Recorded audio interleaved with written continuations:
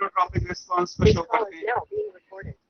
Phototropism का मतलब था टुवर्ड्स लाइट, स्टेम या ब्रांच का जो बिहेवियर है, या अवे फ्रॉम लाइट रूट का जो बिहेवियर है, वो फोटोट्रॉपिज्म कहलाता है। Tropic is a type of movement and photo for light. तो लाइट की वजह से जो मूवमेंट हो रहे हैं वो फोटोट्रॉपिज्म कहलाते हैं। और वो रूट का जो मूवमेंट है वो अवे फ्रॉम लाइट होता है, और जो स्टेम का होता है वो टुवर्ड्स लाइट होता है। तो इसी से डिस्कवरी हुई थी। उसमें पहला नाम आपने Charles Darwin and Francis Darwin का पढ़ा था, और उसके बाद आपने एफ बेंट का नाम पढ़ा था, जिन्हें ऑक्सिन्स की डिस्कवरी का क्रेडिट दिया जाता है, या फर्स्ट प्लांट हार्मोन जो डिस्कवर किया गया था उसका क्रेडिट दिया जाता है। अब हमें पढ़ना है ऑक्सिन के फिजियोलॉजिकल रोल और एप्लीकेशन, और बाकी फिर प्लांट हार्मोन के बारे में भी हम पढ़ेंगे। नेक्स्ट हमारे पास जो आएगा वो physiological role and applications of auxins. Auxins का जो मेन इंपॉर्टेंट रोल है वो एपिकल डोमिनेंस कहलाता है ना, सब जानते ही है। Apical dominance is caused by auxin. So today we deal with physiological role and applications. मैंने आपको उस दिन भी बताया था कि जहां तक एप्लीकेशंस की बात है, एप्लीकेशंस अप्लाइड वे में यूज हो रहे हैं। मींस एक हार्मोन प्लांट के अंदर क्या फंक्शन कर रहा है, वो तो हो गया फिजियोलॉजिकल रोल। फिर अगर हम एक प्लांट से या प्लांट से इन हार्मोन्स को निकाल के किसी दूसरे प्लांट्स पे अप्लाई करते हैं तो फिर वो एप्लीकेशन में आएगा। जैसे हमारी बॉडी में कोई हार्मोन बन रहा है तो वो रोल होगा, हार्मोन का रोल हमारी बॉडी के लिए क्या है। बट अगर ये हमारी बॉडी से या किसी एनिमल बॉडी से कोई हार्मोन निकाल के किसी और एनिमल या ह्यूमन बॉडी पे अप्लाई किया जाए तो अप्लाइड वे आ जाएगा। और अप्लाइड वे में सिंथेटिक का भी एक ऑप्शन था कि हम नेचर से ना लेके सिंथेटिक ले लें। बॉडी में इंसुलिन बन रहा है तो रोल, कहीं बाहर से इंसुलिन लिए हमने तो दो ऑप्शन है, या तो हम किसी एनिमल से इंसुलिन लेके यूज कर सकते हैं तो अप्लाइड वर्जन ऑफ इंसुलिन, या सिंथेटिक इंसुलिन बना सकते हैं जैसे जेनेटिक इंजीनियरिंग से बनाई जाती है। ऐसे यहाँ भी है, ऑक्सिन प्लांट के अंदर बन रहा है तो रोल ऑक्सिन अपने प्लांट से निकाल के या सिंथेटिक केमिकल कंपाउंड को एज एन ऑक्सिन यूज करके अगर आपने एग्रीकल्चर या प्लांट से अप्लाई किया तो अप्लाइड वर्जन। तो दोनों चीजें साइड बाय साइड दी होती है कि ऑक्सिन का रोल और इसकी एप्लीकेशन क्या है। सबसे पहला और सबसे इंपॉर्टेंट जो आएगा वो एपिकल डोमिनेंस है।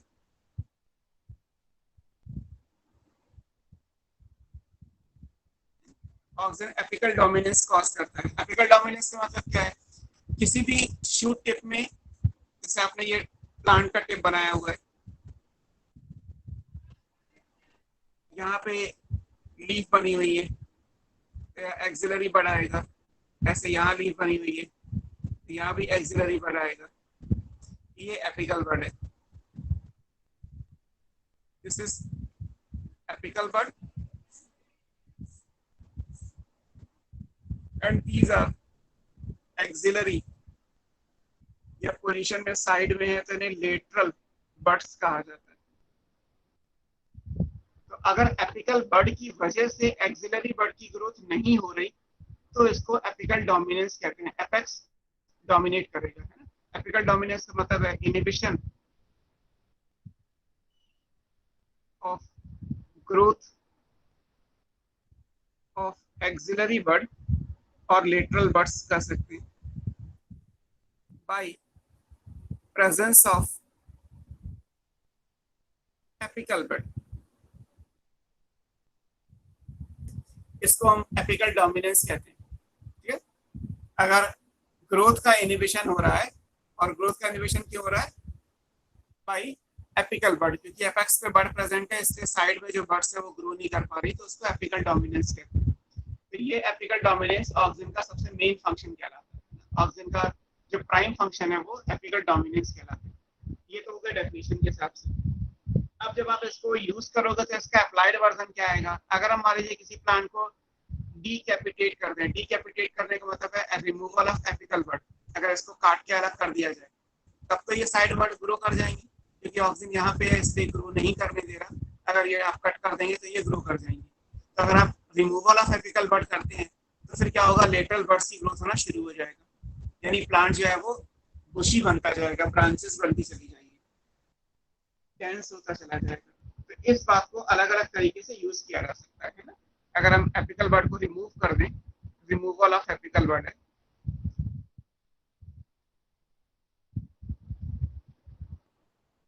ये कहलाएगा डीकैपिटेशन।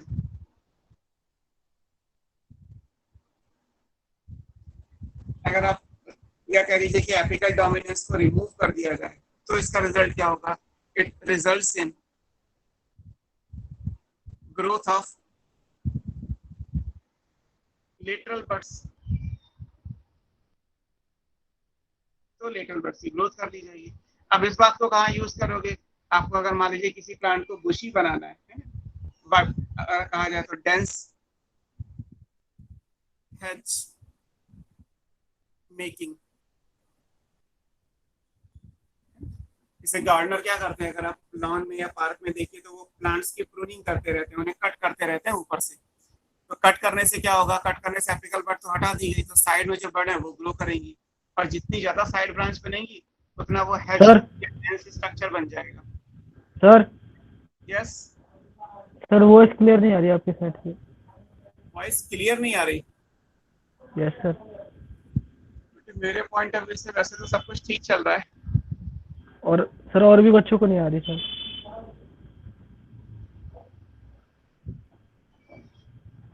चलो मैं फिर से कोशिश करता हूँ, देखो क्या पॉसिबिलिटी हो सकती है। सो डेंस हैश मेकिंग के लिए यूज हो जाएगा, या प्रूनिंग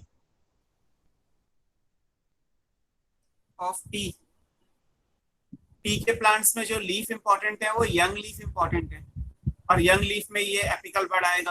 तो जैसे ही आप एपिकल बर्ड या यंग लीफ को रिमूव करेंगे तो और ज्यादा बर्ड्स बनेंगी, और जितनी बर्ड्स को रिमूव करते जाएंगे उतना वो और ज्यादा बनाता चला जाएगा। और टी के प्लांट्स में ये बर्ड्स ही इंपॉर्टेंट है।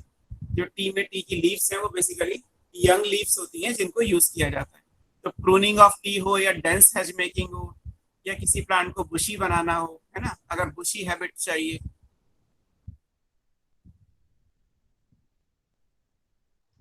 इन सब सारे काम के लिए आप एपिकल डोमिनेंस को यूज कर सकते हैं। यहाँ एपिकल डोमिनेंस इंपॉर्टेंट है। क्लियर?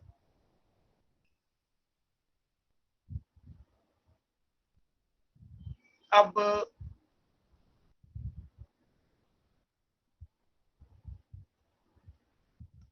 दूसरा इफेक्ट क्या हो सकता है? एक तो हो गया एपिकल डोमिनेंस के बारे में। नाउ सेकंड क्या आ सकता है?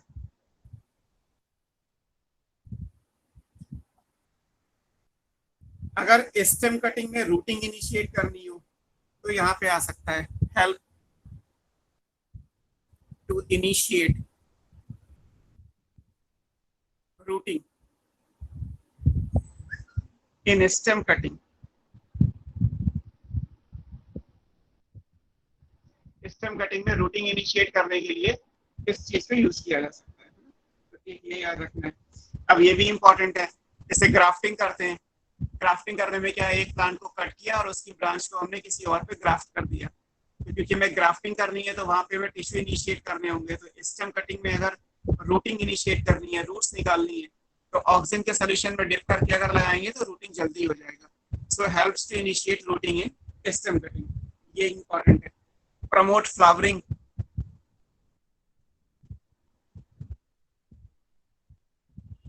ये आपको उसमें मैंने बताया था, promote flowering in pineapple and लीची।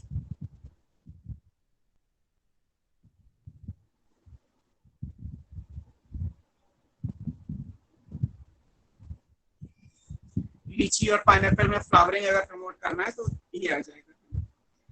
फिर इसके अलावा क्या है, they help to prevent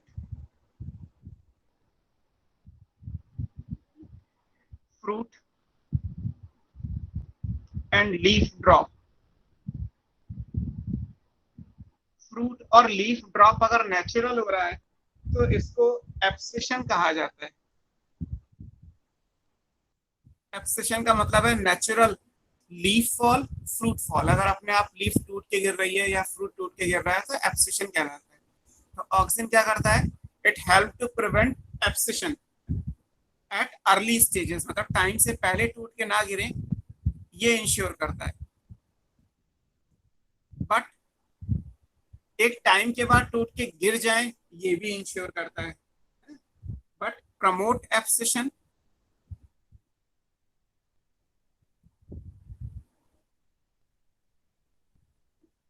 promote करेगा एब्सिशन को, ये कब करेगा, जब मैच्योर हो जाएगा, है ना, of older leaves and fruits. मतलब कोई भी लीफ या फ्रूट टाइम से पहले टूट के ना गिरे और एक टाइम के बाद टूट के गिर जाए। अर्ली स्टेज में प्रिवेंशन होगा और लेटर स्टेजेस में प्रमोशन होगा। तो ऑक्सिन ये दोनों चीजें इंश्योर करता है कि कोई भी लीफ या फ्रूट टाइम से पहले टूट के ना गिरे और टाइम के बाद रिटेन ना रहे प्लांट से, उसे अलग होना है तो अलग हो जाना चाहिए। तो इस बात को इंश्योर करने के लिए भी ऑक्सिन का रूल इम्पोर्टेंट है। सर ऑक्सीजन का रोल तो प्रोमोटर का होता है ना? क्या चीज? ऑक्सीजन तो प्रमोट करता है ना सर? हाँ प्रमोट करता है, लेकिन किस में, ये भी इम्पोर्टेंट है ना। ये पूरी बात आएगी कि प्रमोट करता है तब जब ओल्डर लीफ हो। अगर एक प्लांट के अंदर लीफ मैच्योर हो गई और वो भी टूट के नहीं गिर रही, तो वो टूट के गिरे इस चीज को ऑक्सीजन इंश्योर करता है। लेकिन इसका मतलब ये नहीं है कि वो किसी यंग लीफ को भी एब्सिशन में ले जाएगा। यंग लीफ को नहीं ले जाएगा, यंग लीफ को तो रिटेंशन में लेके आएगा। ओल्डर लीफ को होगी तो एब्सिशन में लेके जाएगा। इसी तरीके से याद रखिएगा। सिर्फ जर्नलाइज नहीं है कि ऑक्सीजन एब्सिशन को प्रमोट करता है। एब्सिशन का मतलब होता है natural leaf fall and fruit fall. But अगर यहाँ डिफाइंड है कि नेचुरल लीफ फॉल या फ्रूट फॉल यंगर फ्रूट्स का है या ओल्डर फ्रूट्स का है, तो आंसर अलग अलग हो जाएंगे। अगर यंगर फ्रूट्स का है तो फिर ऑक्सीजन जो है वो प्रमोट नहीं करेगा, फिर वो प्रिवेंट कर रहा है। बट अगर ओल्डर फ्रूट्स का है तो वो उसको प्रमोट कर रहा है। अगर इन जनरल बोला जा रहा है कि ऑक्सीजन एब्सिशन को प्रमोट करता है, तो उसका मतलब है कि ऑक्सीजन ओल्डर पार्ट के एब्सिशन को प्रमोट करता है, ना कि यंगर पार्ट के। यंगर पार्ट के एब्सिशन को प्रिवेंट करता है, ओल्डर पार्ट के एब्सिशन को प्रमोट करता है। ये मतलब है। Next parthenocarpy. पार्थिनोकार्पी कहलाता है फॉर्मेशन ऑफ सीडलेस फ्रूट। बिना सीड का अगर फ्रूट बनता है तो पार्थिनोकार्पिक फ्रूट या फिनोमिना पार्थिनोकार्पी कहलाता है। तो ऑक्सीजन सीडलेस फ्रूट्स बनाने में हेल्प करता है ना। जैसे टोमेटो एग्जांपल दिया है बुक में, induce parthenocarpy. For example in tomato, tomato को सीडलेस बनाने के लिए ऑक्सीजन का स्प्रे किया जा सकता है। ये इंपॉर्टेंट है। इसके अलावा ऑक्सीजन जाइलम के डिफरेंशिएशन को कंट्रोल करता है। जाइलम के डिफरेंशिएशन से मतलब आप ऐसे समझ सकते हैं कि जैसे जाइलम में प्रोटोजाइलम और मेटाजाइलम आपने पढ़ा है एनाटॉमी में, कि जब यंग जाइलम बनता है तो प्रोटोजाइलम, और जब मैच्योर जाइलम होता है तो मेटाजाइलम। और फिर जाइलम के अलग अलग पार्ट्स भी होते हैं। जाइलम में tracheids, vessels, fibre, parenchyma, 4 elements होते हैं। तो जो जाइलम का डिफरेंशिएशन है वो भी ऑक्सीजन गवर्न करता है ना। It control xylem differentiation.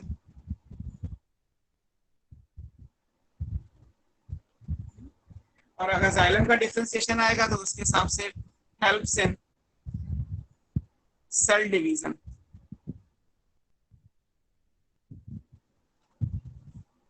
फिर वो सेल डिवीजन में हेल्प करेगा। तो ये एक इंपॉर्टेंट चीज आ जाएगी। और हमने एक सिंथेटिक ऑक्सीजन के बारे में भी पढ़ा था जिसमें हर्बिसाइड था, है ना, यूज्ड एज हर्बिसाइड्स। हर्बिसाइड्स का मतलब है अनवांटेड प्लांट्स या हर्ब्स को किल करना, तो उसकी फॉर्म में भी यूज होता है। हालांकि यहाँ सिंथेटिक ऑक्सीजन है, दैट इज 2,4-D। जो 2,4-D लिखा था आपने, 2,4-डाइक्लोरोफिनॉक्सी एसिटिक एसिड। तो जो 2,4-D है वो एज ए हर्बिसाइड यूज किया जाता है, specially to kill dicot weed, used to kill dicot weeds. अब जैसे यहाँ पे है कि हार्बिसाइड्स के तरीके से यूज हो रहा है वो ठीक है, बट अगर कोई मोनोकॉट का वीड है तो उस पर ये वर्क नहीं करेगा, ये केवल डाइकॉट के वीड पे जो है वो वर्क करेगा। तो ये इंपॉर्टेंट है कि does not affect mature monocot plants. Monocot पे फर्क नहीं पड़ेगा, केवल डाइकॉट पे ही फर्क कॉज करेगा। और इस पर्पज से भी कि अगर किसी गार्डन को वीड फ्री बनाना है तो जो गार्डनर है वो इसको स्प्रे कर देते हैं 2,4-D को, तो जो अनवांटेड प्लांट्स होते हैं गार्डन से वो अपने आप किल हो जाते हैं, उन्हें फिर निकालने की जरूरत नहीं पड़ती। तो इस तरीके से है ये जो फंक्शंस हैं, इन्हीं से अप्लाइड वर्जन है। क्वेश्चन इस तरीके से है कि गार्डनर को अगर वीड फ्री लॉन बनाना है तो वो किस चीज का यूज करेगा, तो उसमें स्प्रे ऑफ ऑक्सीजन भी हो सकता है या डायरेक्टली स्प्रे ऑफ 2,4-D हो सकता है। 2,4-D is a type of synthetic oxygen. ऐसे किसी प्लांट को बुशी बनाना है तो क्या करना पड़ेगा, तो उसमें एपिकल डोमिनेंस का रिमूवल करना पड़ेगा, तो प्लांट को डीकैपिटेट करने से हो जाएगा। प्रूनिंग ऑफ टी में कौन सा यूज होता है, तो ये आ जाएगा। अगर किसी गार्डनर को रूटिंग जल्दी इनिशिएट करनी है किसी स्टेम कटिंग में तो क्या करना है, तो उस केस में भी ऑक्सीजन में डिप करके वो इनिशिएट कर सकता है। तो इन्हीं फिजियोलॉजिकल रोल को अप्लाइड वर्जन में इनमें से किस प्लांट के अंदर ऑक्सीजन पार्थिनोकार्पी इंड्यूस करता है, तो टोमेटो आंसर हो जाएगा। किसमें फ्लावरिंग इंड्यूस करता है, तो लीची और पाइनएप्पल हो जाएगा। तो इस ये सारी चीजें आपको याद रखनी है कि ऑक्सीजन के फिजियोलॉजिकल रोल और उनके एप्लीकेशंस हो जाएंगे। नाउ सेकंड प्लांट हार्मोन देखते हैं, जिबरलिंस। सर ये नेचुरल और आर्टिफिशियल हार्मोन का क्या काम होता है? नेचुरल तो जो प्लांट के अंदर बन रहा है वो बन ही रहे हैं, जो आर्टिफिशियल है सिंथेटिक है उनमें इंपॉर्टेंट ये है कि स्ट्रक्चर मतलब केमिकल स्ट्रक्चर सेम है या नहीं है वो मतलब नहीं है उस बात से, उसका एप्लीकेशन सेम होना चाहिए। एप्लीकेशन मतलब उसका काम करने का तरीका वही होना चाहिए जो नेचुरल ऑक्सीजन का है।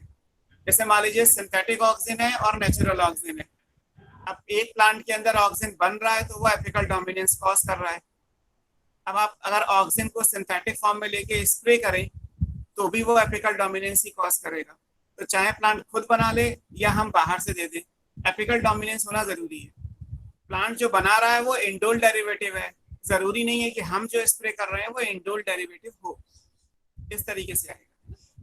तो सिंथेटिक ऑक्सीजन और नेचुरल ऑक्सीजन, नेचुरल वो जो प्लांट बना रहे हैं, सिंथेटिक वो जो केमिकल्स हैं स्ट्रक्चरली सिमिलर हो भी सकते हैं नहीं भी हो सकते हैं, बट फंक्शनली सिमिलर होंगे, ये फिक्स है। फंक्शंस वही होंगे जो नेचुरल ऑक्सीजन के थे, उन्हीं को सिंथेटिक ऑक्सीजन कहते हैं। उसमें एग्जांपल्स आ गए, ऐसे सिंथेटिक साइटोकाइनिन भी आएगा अभी। अब आएगा सेकंड, जिब्रेलिंस।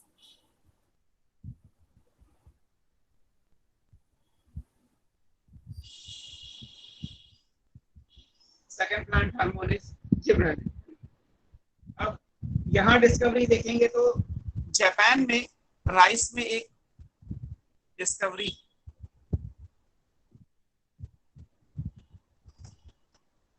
जापानीज फार्मर्स ने एक्चुअली रिपोर्ट किया था कि वहां राइस में एक डिजीज होती है, फुलिश सीडलिंग, या इसको बैकेने डिजीज इन राइस। ये राइस में एक डिजीज है and this is caused by fungus.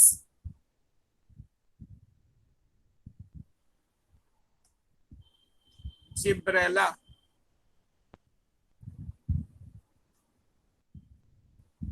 फ्यूजिकोराई, इसका अब दूसरा नाम भी है फ्यूजेरियम मोनेलिफॉर्मिस।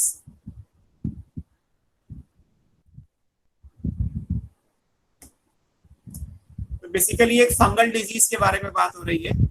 जापानीज फार्मर ने ये नोटिस किया कि राइस के प्लांट में एक डिजीज होती है, जैसे फंगी प्लांट्स में डिजीज कॉज करते हैं वैसे फंगस है जिब्रेला फ्यूजिकोराई, या उसका नाम फ्यूजेरियम मोनेलिफॉर्मिस भी है।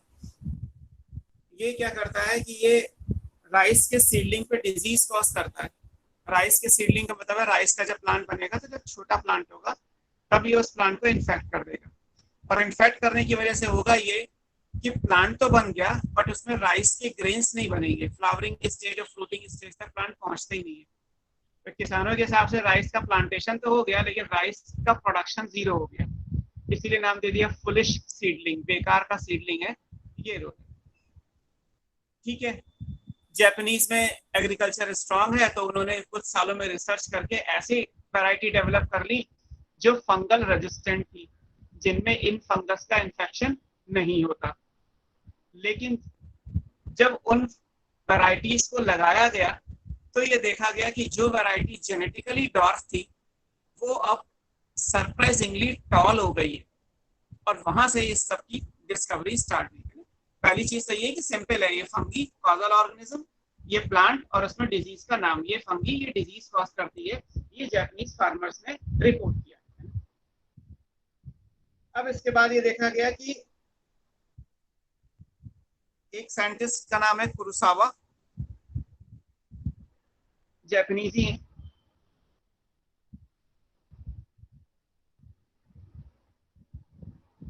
KUROSAWA। कुरोसावा ने क्या रिपोर्ट किया कि जो डिजीज के सिम्टम्स थे अनइन्फेक्टेड राइस सीडलिंग में, वो अपीयर हो जाते हैं जब इस फंगस का फिल्ट्रेट दिया जाएगा। मान लीजिए कोई प्लांट ऐसा है जिसके अंदर कोई सिम्टम नहीं है, तो जब आप इस फंगस से ट्रीट करोगे तो क्या होगा, इस फंगस से ट्रीट करोगे तो फंगी डिजीज कॉज करेगा ही करेगा, सिंपल सी बात है ना। Reported the appearance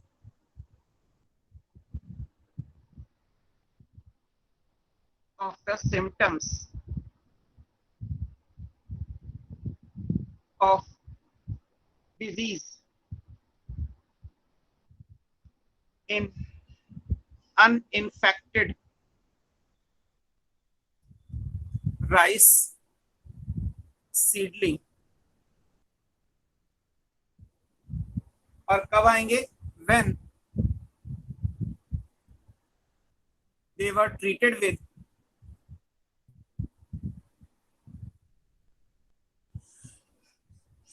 sterile fungus या स्टेराइल फिल्ट्रेट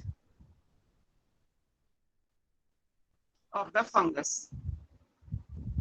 इस फंगस का फिल्ट्रेट बना के उससे जब ट्रीट किया तो जो अनइन्फेक्टेड राइस सीडलिंग था उसमें भी डिजीज के सिम्टम्स अपीयर हो गए। इसका मतलब ये है कि इस फंगस के अंदर कोई ऐसी चीज है जो सिम्टम या डिजीज कॉज करने के लिए रिस्पॉन्सिबल होगा। बाद में एक और नाम है जो एनसीईआरटी में नहीं दिया हुआ है बट याद रखिएगा, है ना, याबूता एंड सुमुकी, ये भी जापानीज ही है।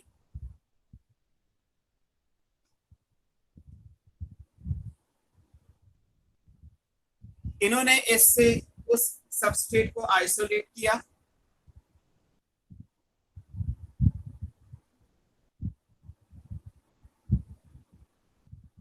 इस सब्सटेंस को आइसोलेट किया, और क्योंकि वो जिब्रेला फंगस से निकाला गया था तो नाम भी दे दिया एंड नेम्ड इट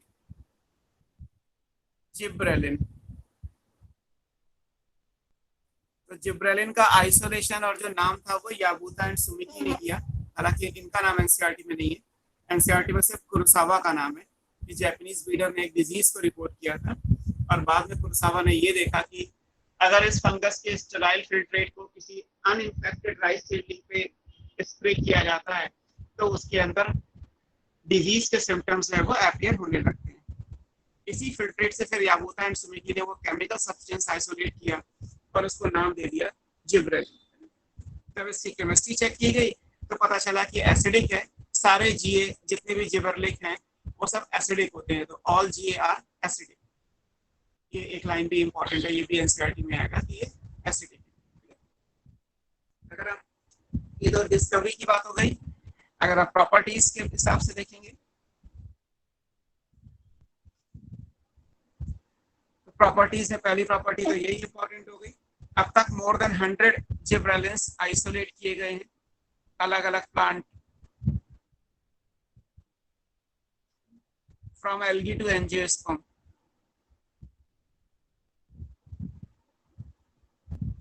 हर जगह जीए होता है, एल्गी, फंगी, ब्रायोटेरिडो, एंजियो, सब जगह। तो लगभग 100 से ज्यादा जिब्रेलिन्स को अब तक आइसोलेट किया जा चुका है। इनमें से मोस्ट कॉमन जो है वो, इनके नाम भी ऐसे ही है, GA1, GA2, GA3, GA4, इस तरीके से। जो मोस्ट कॉमन है वो GA3 है, जिब्रेलिक एसिड 3। तो GA3 सबसे कॉमन टाइप का GA है, ये इंपॉर्टेंट है। दूसरी बात क्या है, ऑल GA जितने भी है दे ऑल आर एसिडिक। सारे जीए जो है वो एसिडिक है, सब में एसिड आएगा ही आएगा, जिब्रेलिक एसिड ही लिखा जाएगा, जिब्रेलिक एसिड 1 2 3 4 5 6 7 8, इस तरीके से नाम दिया जाता है। तो ये इंपॉर्टेंट है। फिर तीसरी चीज क्या है, जीए मिला तो सब जगह से है, एल्गी से लेके एंजियोस्पर्म तक, बट फ्लावरिंग हार्मोन कब कहलाएगा, तो फ्लावर तो ऑब्वियस सी बात है एंजियोस्पर्म में बनता है, तो इसका मतलब जीए मिलेगा तो हर जगह से, एल्गी बायोटेरिडोजिम्नो angio, but as a flowering hormone अगर आप यूज कर रहे हो तो आंसर केवल एंजियोस्पर्म आएगा, क्योंकि फ्लावर और कहीं बनता ही नहीं है। Act as a flowering hormone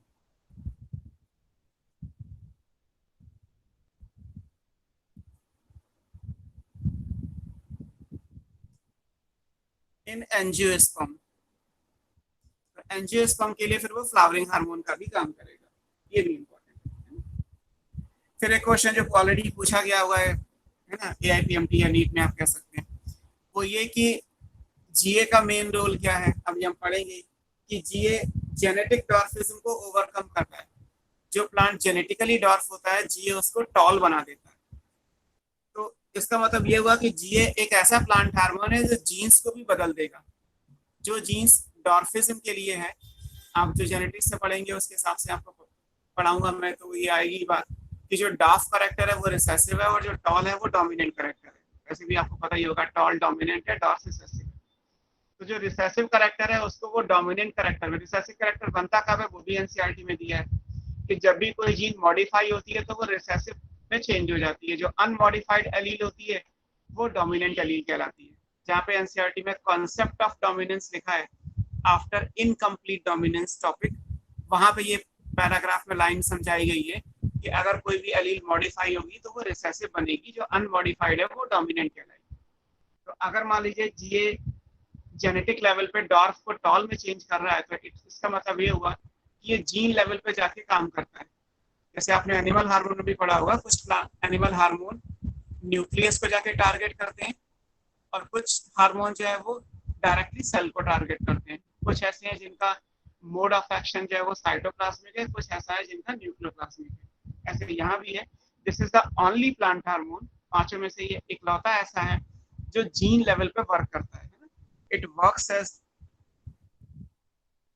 gene level. ये इंपॉर्टेंट है कि GA is the only plant hormone which work at gene level, ये जीन्स पे जाके काम करेगा। अब आती है सेम इसका फिजियोलॉजिकल रोल एंड एप्लीकेशन।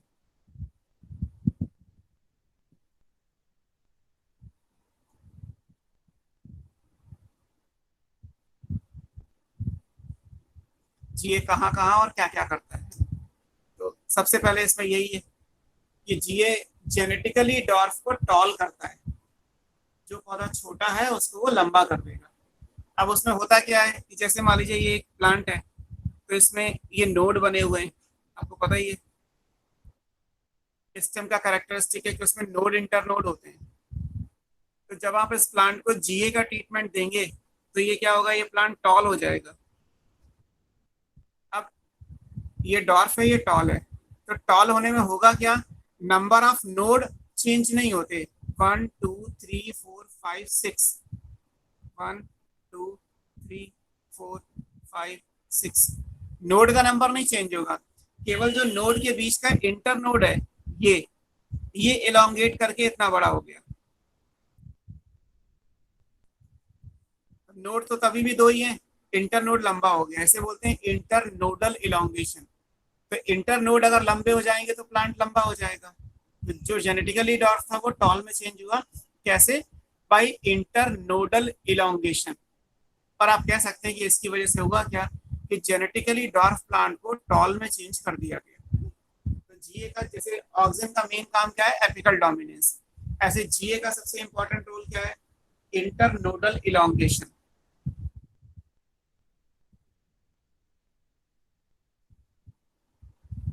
और नोड इंटरनोड कहाँ आते हैं, स्टेम में।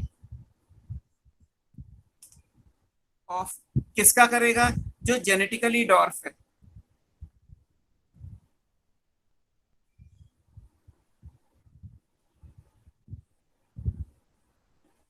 जो प्लांट जेनेटिकली डॉर्फ है उनके इंटरनोड को ये इलोंगेट कर देगा, तो उसके हिसाब से किया जाएगा। और ये सबसे मेन रोल है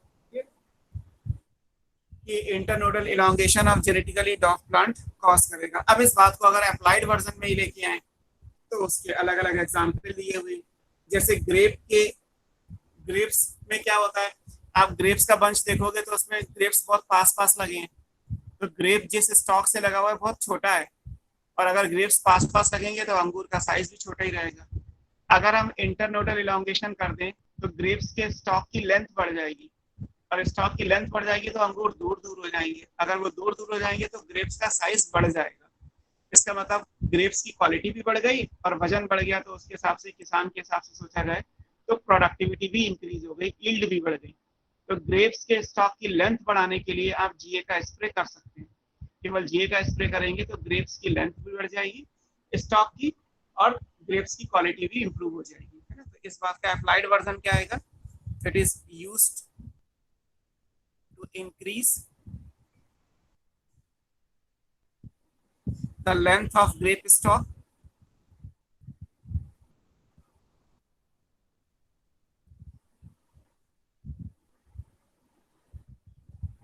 ये आ सकता है। इसी तरीके से दूसरा देख सकते हैं, इसी तरीके से एप्पल का भी अगर आपको इलांगेट करना है या शेप इंप्रूव करना है, एप्पल भी 3 या 4 एक साथ लगे होते हैं तो छोटे रहेंगे, और एप्पल अगर एक दूसरे के कांटेक्ट में आएंगे तो धब्बा पड़ जाएगा। तो एप्पल को दूर दूर करने के लिए क्या करेंगे, मान लीजिए एक एप्पल यहाँ पे है, एक यहाँ पे है, तो दो नोट पास पास है, तो एप्पल का साइज जो है वो छोटा रह जाएगा। अगर ये दूर दूर जाएंगे तो एक एप्पल यहाँ आएगा तो एक यहाँ आएगा, जितना दूर दूर एप्पल होंगे उतना एप्पल का साइज और शेप इंप्रूव हो जाएगा।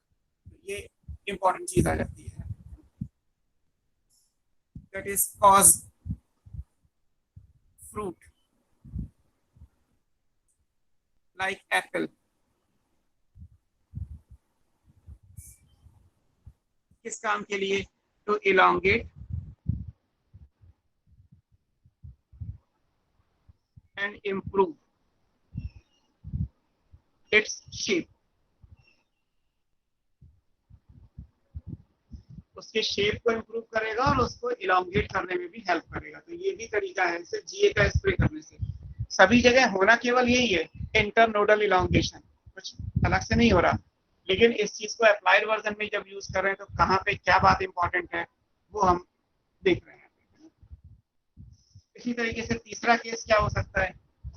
तीसरा केस आप इस तरीके से ले सकते हैं कि जो प्लांट रोजेट हैबिट के होते हैं, जैसे कैबेज होता है। कैबेज कैसा है? रोजेट प्लांट है। रोजेट का मतलब क्या है? कंडेंस। कैबेज को आप कंडेंस फॉर्म में यूज करते हो। अगर आप चाहते हैं कि कैबेज की लीफ सारी अलग अलग हो जाए, तो अलग अलग कैसे होगी? जीए का स्प्रे कर दीजिए। जीए क्या करेगा? वो लीफ को एक्सपेंड कर देगा, है ना। इंटरनोडल इलोंगेशन के साथ लीफ एक्सपेंशन भी है, तो लीफ एक्सपेंड कर देगा तो कैबेज जो है वो मस्टर्ड के जैसा लंबा सा जो प्लांट होता है वैसा बन जाएगा। तो तीसरा, और यहाँ भी क्या हो रहा है? इंटरनोडल इलोंगेशन ही हो रहा है। तो ये भी इंपॉर्टेंट है कि इंड्यूस स्टेम इलोंगेशन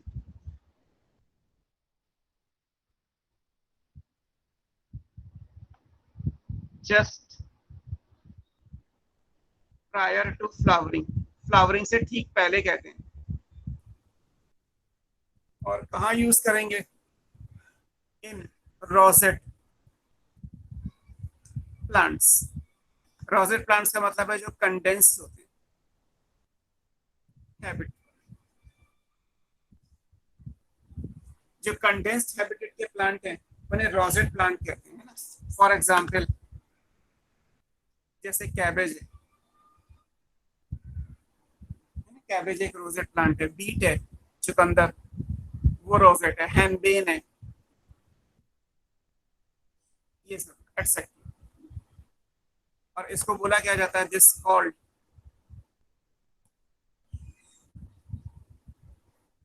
बोल्टिंग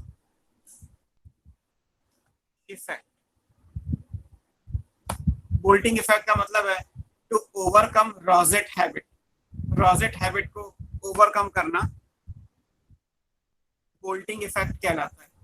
और इसका मतलब ये हुआ कि फ्लावरिंग से ठीक पहले हम स्टेम को लंबा कर देंगे। जब आप लंबा कर देंगे तो क्या होगा? फ्लावर दूर दूर बनेंगे। फ्लावर दूर दूर बनेंगे तो फर्टिलाइजेशन के बाद जो सीड्स बनेंगे वो दूर, मतलब जो फ्रूट बनेगा वो दूर दूर होगा, तो उसके अंदर जो सीड्स बनेंगे वो भी हेल्दी बनेंगे। और कैबेज सीड से ही लगाया जाता है, तो seed farmer point of view से इंपॉर्टेंट है। तो अगर हम ऐसा नहीं करेंगे तो क्या होगा? फ्लावर पास पास लगेंगे। जब फ्लावर बंच में लग जाते हैं तो बहुत अच्छी ग्रोथ नहीं होती। ग्रोथ नहीं होती तो फिर सीड्स भी पुअर क्वालिटी के बनते हैं। तो इस काम के लिए भी हमने जीए को यूज किया। इसी तरीके से मान लीजिए अगर आप शुगर केन का एक एग्जांपल दिया है, शुगर केन में जितना लंबा शुगर केन होगा उतना ज्यादा फार्मर पॉइंट ऑफ व्यू से यील्ड आएगी। और शुगर केन की लेंथ इंक्रीज करने के लिए भी जीए का यूज किया जा सकता है। और अगर ऐसा करेंगे तो लगभग 20 टन पर एकड़ की यील्ड मिल सकती है। नॉर्मली शुगर केन मेरे हिसाब से जो मुझे लगता है वो 1 एकड़ में लगभग 5 के आसपास आता है, 5 टन पर एकड़। और अगर आप जीए को स्प्रे कर दोगे तो 20 टन पर एकड़, मतलब 4 गुना ज्यादा प्रोडक्टिविटी बढ़ जाएगी। क्योंकि शुगर केन में भी जितना लेंदी शुगर केन होगा उतना इंपॉर्टेंट होगा। Spraying sugar cane,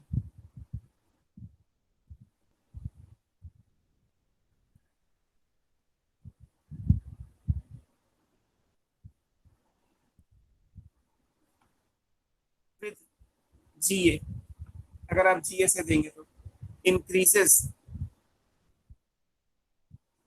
the productivity, मतलब यील्ड अप टू 20 टन्स पर एकड़। इतनी भी हो सकती है, तो केवल आप शुगर केन की लेंथ इंक्रीज करके प्रोडक्टिविटी को इतना ले जा सकते हैं, तो ये भी इम्पोर्टेंट है।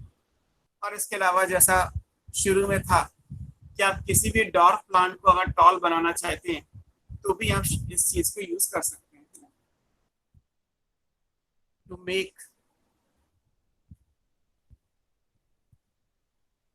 Dwarf plant tall. Dwarf plant में कौन सा आता है, जैसे पी है, मेज है, इस तरीके के जो है सोयाबीन है, शुगर बीट है। जैसे आप मान लीजिए मेंडलिज्म में ही पढ़ेंगे डॉर्फ पी और टॉल, पी का प्लांट टॉल भी है डॉर्फ भी है। तो अगर पी की डॉर्फ वैरायटी है और आप उसको जीए का ट्रीटमेंट दोगे तो वो टॉल हो जाएगी। तो इसका मतलब ये है कि आप डॉर्फ को टॉल में अगर चेंज करना चाहते हैं तो भी जीए को यूज कर सकते हैं। और सब जगह इंटरनोडल एलोंगेशन से ही पर्पस हमारा सॉल्व हो गया। तो इंटरनोडल एलोंगेशन जीए के फंक्शंस में सबसे ज्यादा यूज किया जाता है। दूसरा फंक्शन देखते हैं, जीए सेनेसेंस को डिले करता है।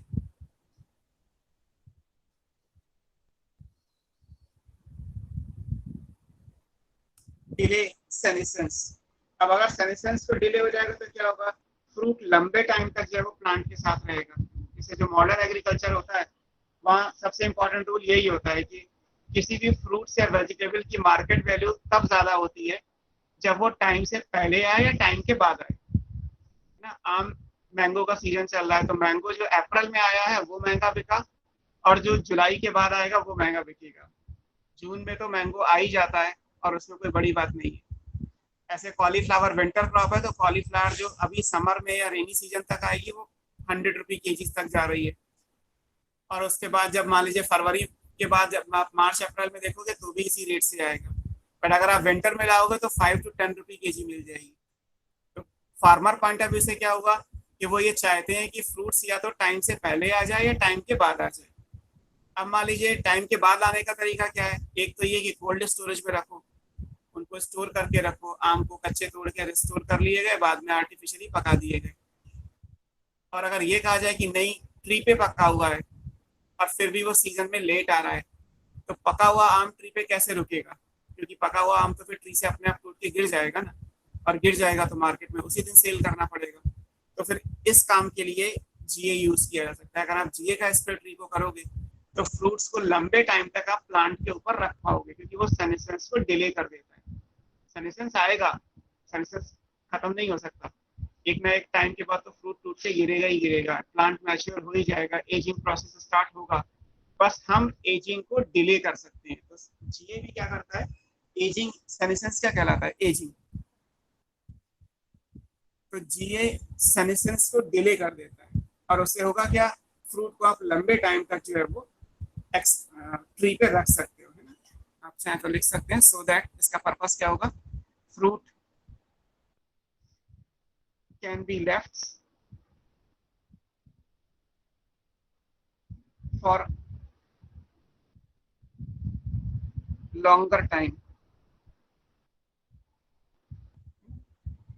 on the tree।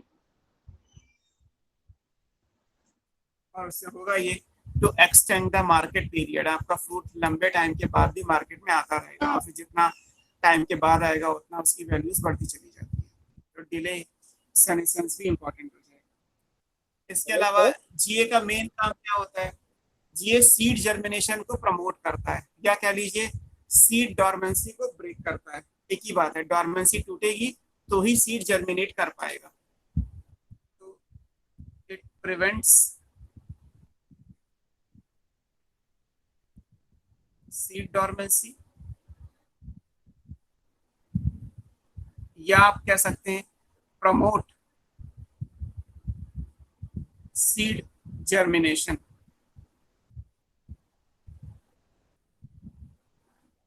कैसे करेगा भाई? Promoting synthesis of hydrolytic enzyme.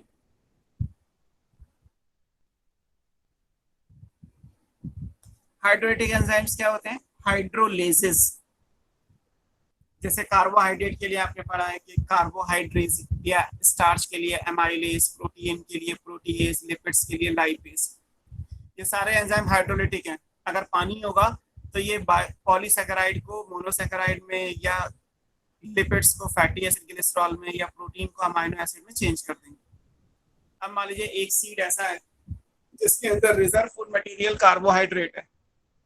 आप सीड को जर्मिनेट कर रहे हैं तो जर्मिनेशन के टाइम पे एनर्जी चाहिए, एनर्जी आएगी कार्बोहाइड्रेट के ऑक्सीडेशन से, जैसे रेस्पिरेशन में आप पढ़ चुके हैं। अब ऐसा करने के लिए क्या करना पड़ेगा? पहले स्टार्च को अल्फा माइलेज बना के ग्लूकोज में चेंज करना पड़ेगा, ग्लूकोज से वही ग्लाइकोलाइसिस, क्रेब्स साइकिल, ईटीएस, ये सब होगा। लेकिन अल्फा माइलेज कहाँ से आएगा? अल्फा माइलेज को बना के रखा तो है नहीं, एंजाइम तो जब जरूरत होती है तभी बनाए जाते हैं। तो इट मीन्स कि अल्फा माइलेज की सिंथेसिस को प्रमोट किया जाएगा। तो ये कौन करता है? जीए। जीए ये करता है कि वो अल्फा माइलेज की सिंथेसिस को प्रमोट कर देगा, और जितना ज्यादा अल्फा माइलेज बनेगा उतना जल्दी स्टार्च जो है वो ग्लूकोज में डाइजेस्ट हो जाएगा, और अगर ग्लूकोज बनेगा देन ओनली वो रेस्पिरेशन में एटीपी फॉर्मेशन के लिए यूज हो पाएगा। तो सीड जर्मिनेशन को प्रमोट करने का मतलब यही है कि सीड में स्टोर्ड फूड मटेरियल तो है, बस पानी देना है और अल्फा माइलेज देना है। क्योंकि माइलेज हाइड्रोलिटिक एंजाइम है तो वाटर की प्रेजेंस में ही काम करेगा। तो आपने सीड को सोक कर दिया, मीनवाइल अल्फा माइलेज बना। अगर स्टार्च स्टोर्ड फूड मटेरियल है तो अल्फा माइलेज बनेगा, किसी में प्रोटीन है तो प्रोटीएज बन जाएगा, किसी में लिपिड्स या ऑयल होंगे तो लाइपेज बन जाएगा। जो भी हाइड्रोलिटिक एंजाइम होगा उसकी सिंथेसिस को जीए प्रमोट करता है, और उस तरीके से ये। अब इसको इंडस्ट्री में कैसे यूज करेंगे? तो जैसे ब्रीविंग इंडस्ट्री होती है जहाँ पे ब्रीवरीज बनाई जाएंगी, जहाँ पे अल्कोहलिक बेवरेजेस बनाए जाएंगे। तो जैसे बार्ले है, अब मान लीजिए बार्ले में आप क्या करोगे? जौ सड़ाओगे तो फिर उससे जो है वो लिकर बन पाएगा। अब जौ को सड़ाने का मतलब क्या है? कि जौ में माल्टिंग प्रोसेस इंक्रीज करना है। माल्टिंग का मतलब है स्टार्च का डिग्रेडेशन, और स्टार्च को कौन डिग्रेड करेगा? Alpha mileage. तो अल्फा माइलेज कहाँ से आएगा? आप जौ के सीड्स को जीए का ट्रीटमेंट दे दो, जीए का ट्रीटमेंट दोगे तो अल्फा माइलेज ज्यादा बनेगा। अल्फा माइलेज ज्यादा बनेगा तो जौ में जो स्टोर्ड फूड मटेरियल है स्टार्च, वो ग्लूकोज में चेंज होगा, और फिर उसी ग्लूकोज से पायरुविक एसिड और अल्कोहल बना लिया जाएगा। तो इसका मतलब है ब्रीविंग इंडस्ट्री में अगर माल्टिंग प्रोसेस को स्पीड अप करना है तो जीए आ जाएगा। और काम करने का तरीका यही हुआ कि जीए ने अल्फा माइलेज की प्रोडक्टिविटी को बढ़ा दिया। इसका यूज क्या आ जाएगा? Used to speed up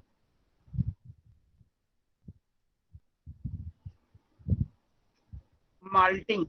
malting starch degradation कहते हैं, माल्टिंग प्रोसेस। कहाँ? In brewing industry.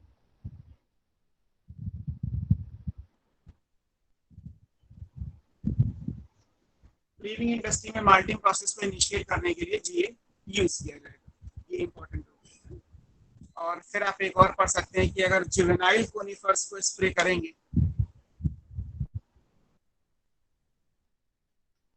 Spraying juvenile मतलब जो यंग है, जुवेनाइल कोनिफर्स विद जी, जब जिबरेलिक एसिड का ट्रीटमेंट देंगे तो मैच्योरिटी पीरियड जो है वो बढ़ जाएगा, है ना? Hasten maturity period.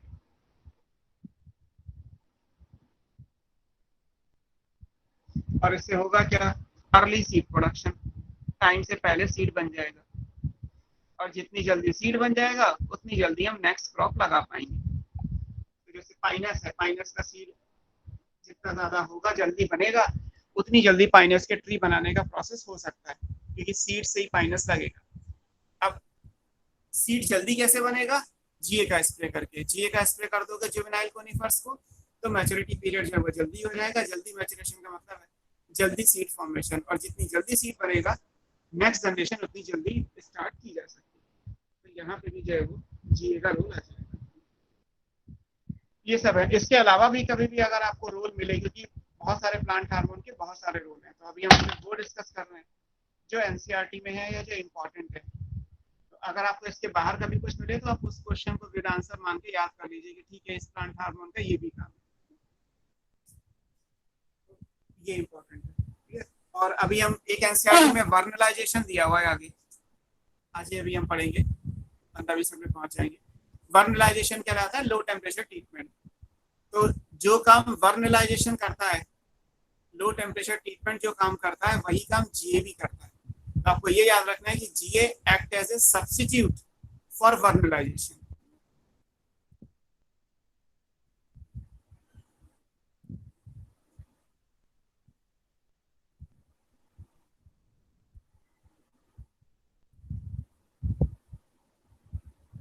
ये वर्नलाइजेशन का सब्स्टिट्यूट है। वर्नलाइजेशन क्या रहता है, लो टेम्परेचर ट्रीटमेंट। अभी थोड़ी देर में आ ही जाएगा, तो उसके हिसाब से इम्पोर्टेंट है।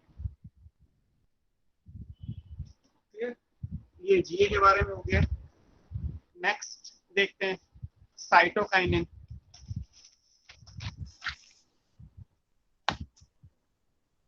Third, cyto cell kinesis division. तो सेल डिवीजन को प्रमोट करने वाले जितने भी होंगे वो साइटोकाइनिन्स बन जाएंगे।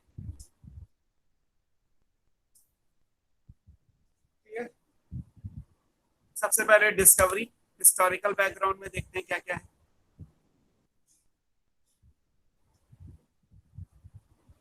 एक नाम दिया है स्कूक, और उनके जो को वर्कर्स हैं और उनके जो एसोसिएट्स हैं, वो स्कूक एंड हिज को वर्कर्स।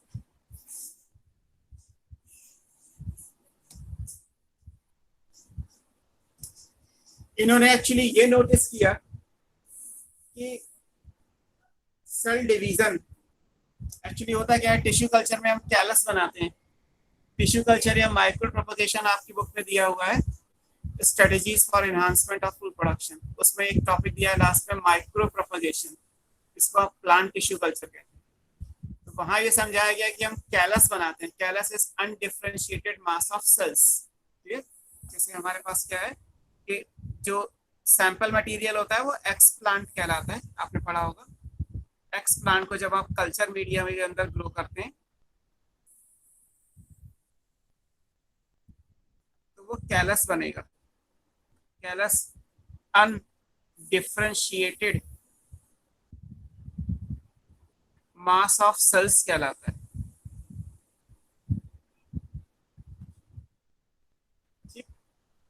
स्कूग और उनके कोवर्कर ने ये रिपोर्ट किया है ना, वो एक्चुअली टोबैको पे काम कर रहे थे, तो उन्होंने जो एक्सप्लांट लिया था वो टोबैको का लिया था, टोबैको से लिया। Tobacco tobacco internodal segment, tobacco का इंटरनोड लेके उसको एज एन एक्सप्लांट यूज किया। उन्होंने नोटिस ये किया कि अगर इस कल्चर मीडियम के अंदर हम कुछ चीजें मिला दें तो ये जो कैलस बनाने का प्रोसेस है ये बहुत जल्दी होना शुरू हो जाएगा, है ना। कैलस का जो फॉर्मेशन है वो प्रमोट कर जाएगा। उसकी कंडीशन क्या है कि उसमें अगर सप्लीमेंट किया जाए, है ना, if medium was supplemented with auxin and, auxin के अलावा और क्या क्या चाहिए वो है एक्सट्रैक्ट्स। अब ये एक्सट्रैक्ट किस किस चीज के हैं? जाइलम का एक्सट्रैक्ट हो सकता है, ईस्ट का एक्सट्रैक्ट हो सकता है, कोकोनट मिल्क हो सकता है, नारियल पानी, या डीएनए हो सकता है। अगर इनमें से कोई भी चीज ऑक्सीजन के साथ मिला के कल्चर मीडियम में दे दी जाएगी तो एक्सप्लांट से जो कैलस बनाने का प्रोसेस है वो जल्दी होने लगेगा, वो प्रोलिफरेट कर जाएगा, वो स्पीड अप हो जाएगा। फिर यहाँ से स्कूग और उनके एक और साइंटिस्ट उनके साथ में मिलर, उन्होंने क्या किया कि इन सारे सब्सटेंस से वो केमिकल्स निकाले जो इस काम में यूज हो रहे हैं। एक्चुअली है क्या कि इनमें कोई ना कोई चीज तो ऐसी होगी ना जो अगर ऑक्सीजन के साथ मिला दी जाए तो वो सेल डिवीजन को प्रमोट करेगी। तो इनसे जब आइसोलेट किया गया तो वो सारे में एक चीज कॉमन थी कि वो प्यूरिन या एडेनिन के डेरिवेटिव थे। हमने शुरू में लिखा है कि साइटोकाइनिन एडेनिन या प्यूरिन डेरिवेटिव कहलाते हैं। जाइलम के अंदर भी जो है वो होता है, कोकोनट मिल्क के अंदर भी साइटोकाइनिन्स होते हैं, ईस्ट के अंदर भी होते हैं। तो यहाँ से डिस्कवरी होना शुरू हुआ है। तो दूसरा नाम आएगा वो स्कूग एंड मिलर का आएगा।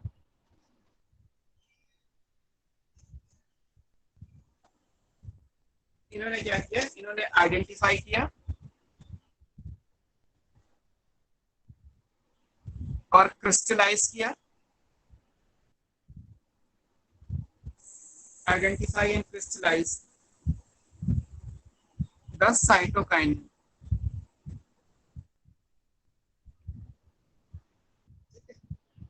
ये इंपॉर्टेंट है कि साइटोकाइनिन को जो है वो क्रिस्टलाइज कर लिया। और कहां से किया था वो इंपॉर्टेंट है, फ्रॉम, ये जो डीएनए है एक फिश का था, herring fish sperm DNA and named kinetin. और जो नाम दिया वो क्या था, काइनेटिन था। तो एक तो फिश के स्पर्म डीएनए से निकाला और फिर उसको नाम दे दिया गया काइनेटिन। तो एक तो क्लॉज ये आ गया कि काइनेटिन नेचुरल या प्लांट हार्मोन नहीं है। अगर केवल काइनेटिन पूछा जाए तो, बिकॉज काइनेटिन स्पर्म के डीएनए से निकाला गया था, एनिमल ओरिजिन का है, प्लांट ओरिजिन का नहीं है। जैसे ऑक्सीजन के लिए हमने पढ़ा था कि ऑक्सीजन जो इंडोल एसिटिक एसिड था फर्स्ट वो निकाला गया था ह्यूमन यूरिन से, तो वो नेचुरल ऑक्सीजन के पे काउंट नहीं हो रहा। ऐसे यहाँ भी काइनेटिन जो वर्ड यूज किया गया है वो हेरिंग फिश स्पर्म डीएनए से निकाला गया, उस सेंस में आया है, तो इसको हम वहां यूज नहीं करेंगे। प्लांट्स में जो पहला निकाला गया फर्स्ट प्लांट या नेचुरल साइटोकाइनिन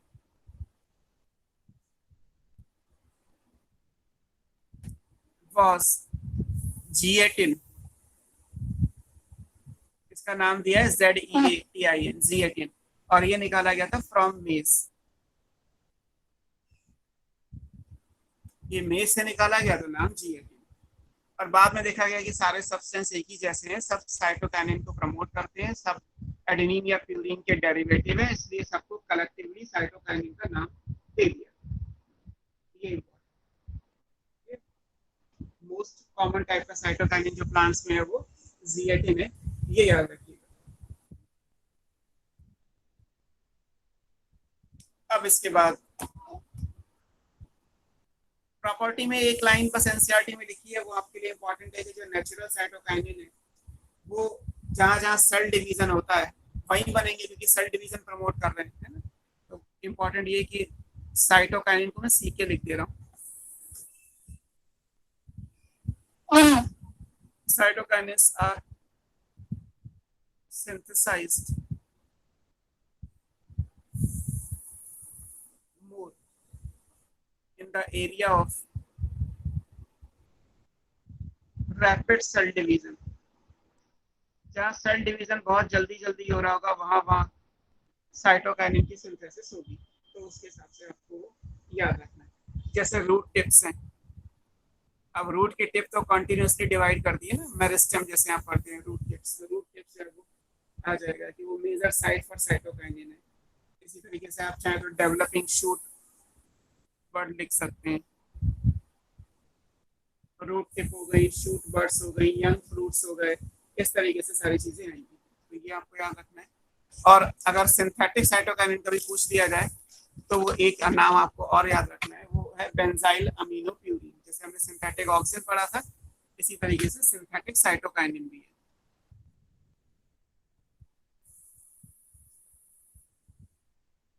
इसमें एक नाम आएगा बेंजाइल अमीनो प्यूरिन, BAP। क्योंकि जब आप टिश्यू कल्चर पढ़ेंगे तो वहां भी जो हम यूज करते हैं वो यही यूज करते हैं, बेंजाइल अमीनो प्यूरिन, बैक, इसी को यूज किया जाता है। तो ये एक सिंथेटिक साइटोकाइनिन है, ये आपको याद रखना है। अब आता है साइटोकाइनिन के फंक्शंस।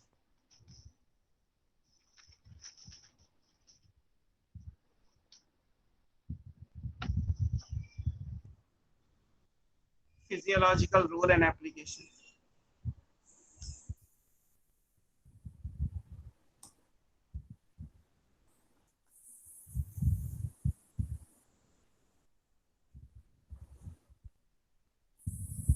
साइटोकाइनिन के रोल में क्या क्या चीजें इंपॉर्टेंट है, ज्यादा कुछ दे नहीं रखा है। जो इम्पोर्टेंट है वो आपको बस याद रखना है कि जैसे मैंने बताया कि क्योंकि वो ग्रोथ प्रमोटर है, तो जहां जहां पे ग्रोथ ज्यादा हो रही होगी वहां वहां पे इम्पोर्टेंट है ना। पहली चीज क्या है, हेल्प्स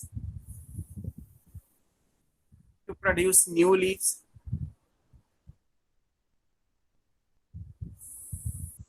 नई लीफ बनाने में हेल्प करेगा, है ना। लेटरल शूट ग्रोथ, साइड में ग्रोथ ज्यादा हो वो इम्पोर्टेंट है। एडवेंटिशियस रूट्स शूट फॉर्मेशन, इन सब में। अब जैसे ये लाइन लिखी है, इसको अगर आप देखोगे तो यहाँ लिखा है लेटरल शूट ग्रोथ, को प्रोड्यूस मतलब प्रमोट कर रहा है। और जबकि ऑक्सिन के लिए आपने लिखा था कि लेटरल जो बर्ड्स होती हैं उनकी ग्रोथ को वो इनहिबिट करता है, मतलब ऑक्सिन एपिकल डोमिनेंस को कॉज करता है, जबकि साइटोकाइनिन एपिकल डोमिनेंस को ओवरकम करता है। ऑक्सिन चाहता है कि लेटरल बर्ड्स ना ग्रो करें, जबकि साइटोकाइनिन चाहता है कि लेटरल बर्ड्स ग्रो करें। तो एक ही काम, that is growth of lateral birds, इसके लिए ऑक्सिन और साइटोकाइनिन एंटागोनिस्टिक हो गए, एक दूसरे के अपोजिट हो गए। तो ये इंपॉर्टेंट है। आप चाहे तो इसको दोबारा लिख सकते हैं कि जो साइटोकाइनिन है वो क्या करता है, इट हेल्प टू ओवरकम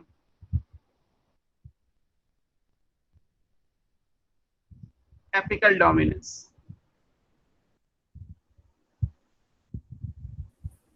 जबकि ऑक्सिन एपिकल डोमिनेंस कॉज करता है, तो साइटोकाइनिन जो है वो एपिकल डोमिनेंस ओवरकम करता है। ऑक्सिन लेटरल बर्ड्स की ग्रोथ को इनहिबिट करता है, तो आप कह सकते हैं कि cytokinin promotes the growth of lateral birds, इस तरीके से आ सकता है।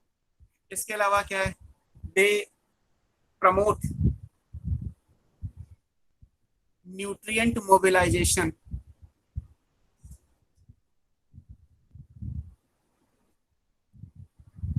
जैसे फ्लोएम ट्रांसपोर्ट में न्यूट्रिएंट्स का मूवमेंट है, जिसको हम फ्लोएम कंडक्शन भी कहते हैं, या फ्लोएम ट्रांसपोर्ट लिखा था हमने। इस चीज को इंश्योर करने के लिए साइटोकाइनिन की जरूरत पड़ती है, तो फ्लोएम कंडक्शन में भी जो है वो साइटोकाइनिन का रोल आएगा। और जब न्यूट्रिएंट मोबिलाइज होंगे तो क्या होगा, इसकी वजह से सेनेसेंस डिले हो जाएगा।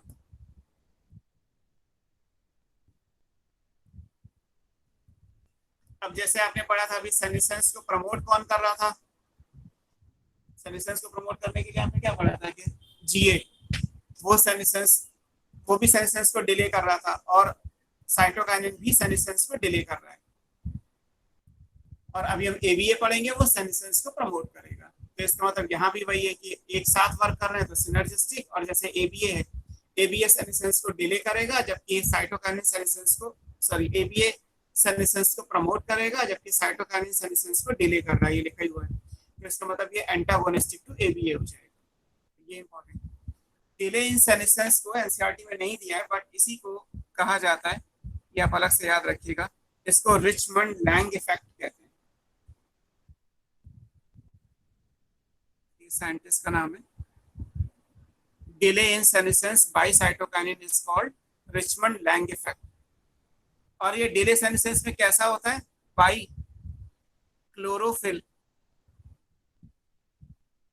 रिटेंशन। साइटोकाइनिन क्या करता है कि लीफ में क्लोरोफिल को टूटने नहीं देगा। जब तक लीफ में क्लोरोफिल रहेगा लीफ ग्रीन रहेगी, और लीफ ग्रीन रहेगी तो इसका मतलब सेनेसेंस नहीं आएगा, क्योंकि सेनेसेंस में लीफ येलो होती है, पहले ग्रीन होती है फिर येलो होगी और उसके बाद ब्राउन होकर टूट के गिर जाएगी। अगर साइटोकाइनिन सेनेसेंस को डिले कर रहा है तो कैसे कर रहा है? क्योंकि वो क्लोरोफिल के मॉलिक्यूल को टूटने नहीं दे रहा। क्लोरोफिल टूटेगा तो कैरोटीनॉइड्स आएंगे, लीफ येलो होगी, फिर उसके बाद ब्लैक ब्राउन कलर आएगा, लीफ टूट के गिर जाएगी। पूरी मैकेनिज्म है कि साइटोकाइनिन अगर सेनेसेंस को डिले कर रहा है तो कैसे करता है? By prevention of chlorophyll. इसको रिचमंड लैंग इफेक्ट कहते हैं और ये इंपॉर्टेंट है। और एक जो फिलहाल यहाँ नहीं है लेकिन आगे आप पढ़ोगे कि इन टिश्यू कल्चर, जैसे डिस्कवरी में था कि अगर कल्चर मीडियम को सप्लीमेंट किया जाए ऑक्सीजन के साथ, तो इसका मतलब है कि टिश्यू कल्चर में साइटोकाइनिन और ऑक्सीजन दोनों चाहिए। तो in tissue culture oxygen and cytokinins both are required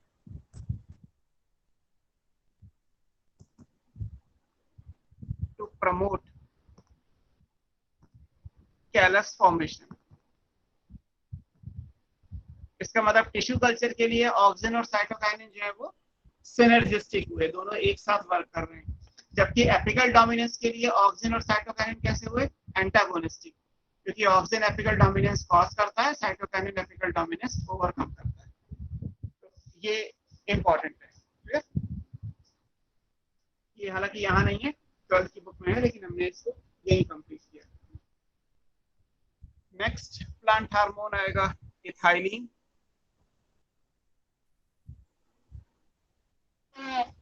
ethylene के बारे में आपने पढ़ा ही है कि ये गैसियस प्लांट हार्मोन है। डिस्कवरी में केवल एक नाम दिया है, वो याद रखिएगा, मैं लिख दे रहा हूँ फिलहाल के लिए। बुक में नाम दिया है कॉजन का। He was the person जिन्होंने इथाइलिन को डिस्कवर किया था, है ना? Confirm the release of ethylene.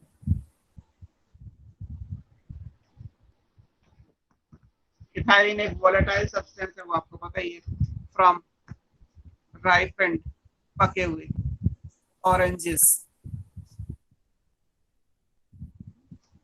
और ये क्या करते हैं? ये अनराइप बनाना को राइप कर देंगे।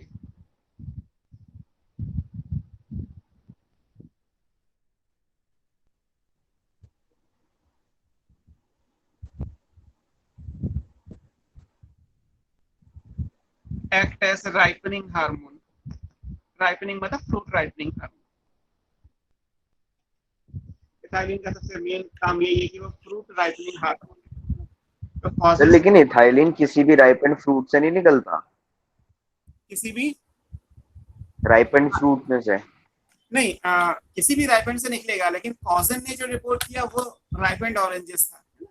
अच्छा, मतलब डिस्कवरी जो हुई थी वो ऑरेंजेस में हुई थी?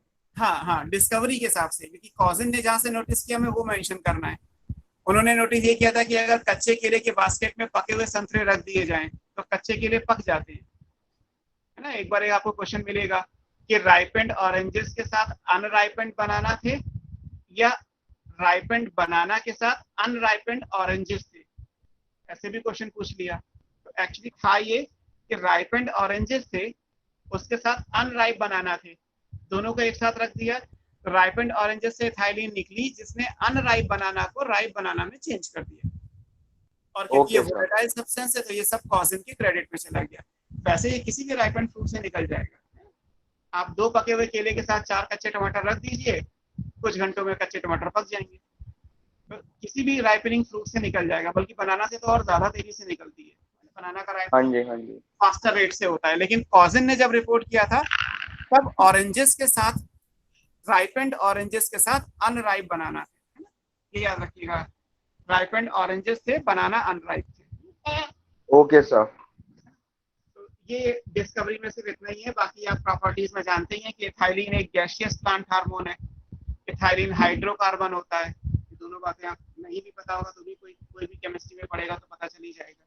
हम पहले पढ़ ही चुके हैं कि इथाइलिन जो है वो मीथेनिन की बायोसिंथेसिस के टाइम पे निकलती है, पिछली क्लास में हमने लिखा था। और कहाँ से निकलेगी वो इम्पोर्टेंट है। अगर हम प्रॉपर्टी के हिसाब से देखें तो जो फ्रूट्स राइप हो रहा है, फ्रूट की राइपनिंग का मतलब क्या है, सेनेसेंस, क्योंकि एजिंग है, फ्रूट जितनी जल्दी मैच्योर हो जाएगा उतनी जल्दी सीड बाहर आ जाएंगे, जितनी जल्दी सीड बाहर आएंगे नई साइकिल स्टार्ट हो जाएगी। तो मतलब जो भी प्लांट पार्ट सेनेसेंस में जा चुका है, जो राइपेंड फ्रूट्स हैं फॉर एग्जांपल, उनसे इथाइलिन का प्रोडक्शन ज्यादा होता है। So synthesize in large quantity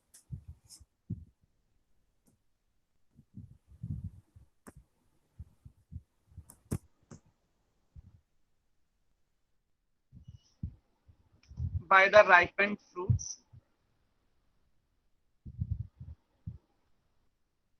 and the parts undergoing senescence.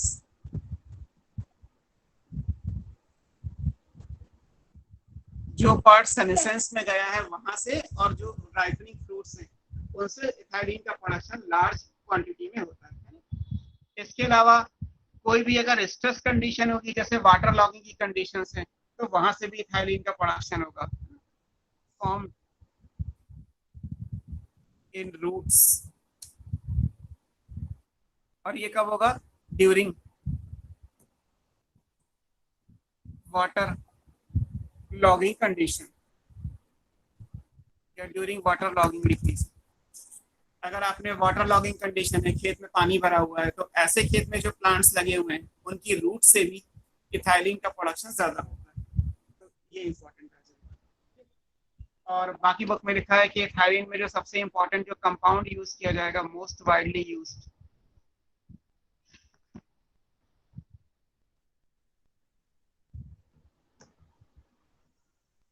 जो कंपाउंड है वो इथेफॉन है।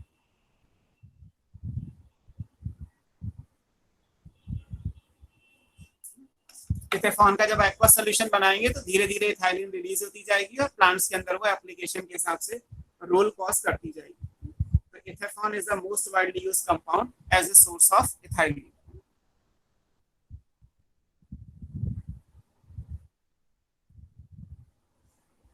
गैस है, अब आप किसी प्लांट या एग्रीकल्चर में इथाइलिन को स्प्रे तो नहीं कर सकते गैस की फॉर्म में, तो क्या करेंगे, इथेफॉन का एक्वस सोल्यूशन बना लेंगे। इथेफॉन का जब आप एक्वस सोल्यूशन बनाएंगे तो उसके हिसाब से बस स्प्रे कर दीजिए, धीरे धीरे इथाइलिन रिलीज होती जाएगी और प्लांट्स के अंदर रिस्पॉन्सेस कॉज करती जाएगी। तो इस तरीके से इथाइलिन का यूज हो जाएगा। जहां तक इथाइलिन के इफेक्ट्स और एप्लीकेशन की बात है, तो मैं लिखूंगा तो सिर्फ डिक्टेशन ही होगा, बाकी मैं आपको कुछ चीजें समझा देता हूँ, क्योंकि इथाइलिन में बहुत सारा कुछ एनसीईआरटी में दिया है, 3 बड़े बड़े पैराग्राफ दिए हुए हैं। तो आप एक बार इथाइलिन को जो है वो बुक से भी पढ़ लीजिएगा कि इथाइलिन में क्या क्या चीजें दी हुई हैं। जैसे इथाइलिन सेनेसेंस को प्रमोट करेगा, अभी यहाँ लिखा ही है कि इथाइलिन सेनेसेंस वाले पार्ट के अंदर ज्यादा बनती है, और सेनेसेंस के साथ साथ एब्सेशन भी होता ही है। तो इट मीन्स ये है कि फीमेल फ्लावर का नंबर बढ़ाना है, फ्रूट्स की राइपनिंग बढ़ानी है, या फ्लावर एंड फ्रूट्स का एब्सेशन बढ़ाना है ना। इस सब के केस में अगर देखा जाए तो इथाइलिन इंपॉर्टेंट हो जाए। इसी तरीके से पोटैटो के ट्यूबर की स्प्राउटिंग होनी है, सीड जर्मिनेशन को ब्रेक करना है, तो इन सब में भी इथाइलिन का रोल आएगा। इथाइलिन फ्लावरिंग को भी इनिशिएट करता है। अब जैसे यहाँ पे इंपॉर्टेंट ये होगा कि इथाइलिन के लिए आप बुक में देखेंगे तो लिखा होगा इथाइलिन फ्लावरिंग और सिंक्रोनाइज्ड फ्रूटिंग इनिशिएट करता है पाइनएप्पल में।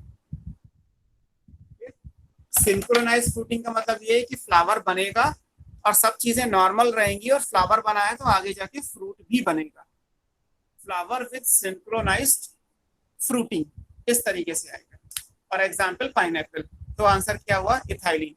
और अगर सिर्फ पूछा जाए कि प्रमोट्स फ्लावरिंग, तो आपने ऑक्सिन पढ़ा है, ऑक्सिन फ्लावरिंग को प्रमोट करता है इन पाइनएप्पल एंड लीची, ये भी आपने लिखा है। तो इसका मतलब पाइनएप्पल तो दोनों जगह हुआ, फ्लावरिंग का प्रमोशन भी दोनों हुआ, बट फ्लावरिंग के साथ साथ अगर फ्रूटिंग है तो आंसर इथाइलिन स्पेसिफिक होगा, और अगर सिर्फ फ्लावरिंग है तो ऑक्सिन स्पेसिफिक होगा। दोनों जगह एग्जांपल पाइनएप्पल दिया हुआ है। तो इसलिए बहुत प्रिसाइजली जितनी बातें बुक में कही गई हैं आपको उस प्रिसाइज मैनर में उतनी बातें जो है वो याद रखनी है, वो जरूर याद रखिएगा। ये इंपॉर्टेंट है। बाकी मैं आपको जब ये भेजूंगा पीडीएफ फाइल तो उसमें आपको इथाइलिन के फंक्शंस जो इंपॉर्टेंट है वो नोट करके दे दूंगा। बाकी बुक में एनसीईआरटी में आपको इथाइलिन के फंक्शंस दिए हुए हैं, तो एक बार उसको रीड कर लीजिएगा अच्छे से, तो वो क्लियर हो जाएगा। नेक्स्ट एब्सिशन के बारे में है लास्ट, और जो इनहिबिटर है बेसिकली प्लांट ग्रोथ का, that plant hormone is abscisic acid.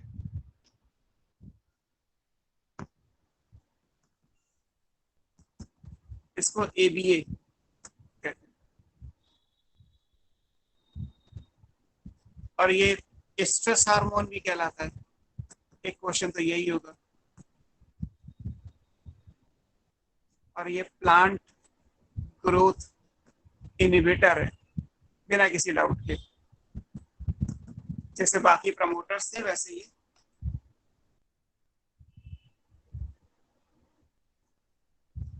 Stress hormone है और प्लांट ग्रोथ का इनहिबिटर। अब एक्चुअली एबीएस की डिस्कवरी में बहुत ज्यादा कुछ दिया नहीं है। अगर आप डिस्कवरी में साइंटिस्ट के नाम एक्चुअली कोई भी नहीं दिए, बट ये समझाया गया कि ऐसे बहुत सारे कंपाउंड्स मिले थे जो या तो एब्सिशन को प्रमोट करते थे या डॉर्मेंसी को प्रमोट करते थे। और जब इन दोनों से निकलने वाले केमिकल्स को केमिस्ट्री के हिसाब से चेक किया गया तो देखा गया कि दोनों केमिकल्स एक ही हैं, और फिर उसको नाम दे दिया गया एब्सिसिक एसिड। इस तरीके से दिया हुआ है। बुक में लिखा है कि ड्यूरिंग मिड 1960, याद कर लीजिए कि क्योंकि एनसीईआरटी में दिया हुआ है तो आपको ईयर भी याद करना है।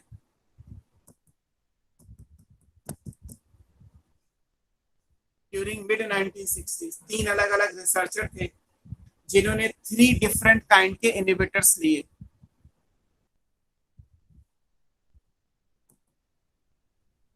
Three different kinds of inhibitor.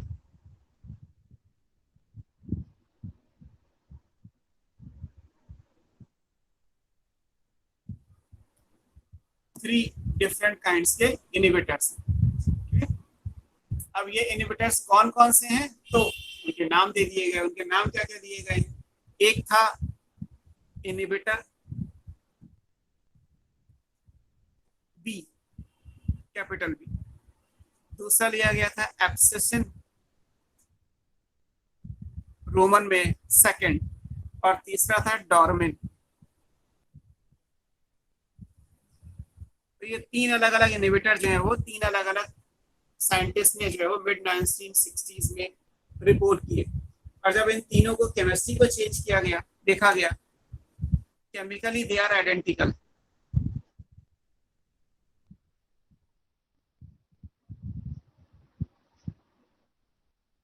They were found to be same and then named as ABA, abscisic acid।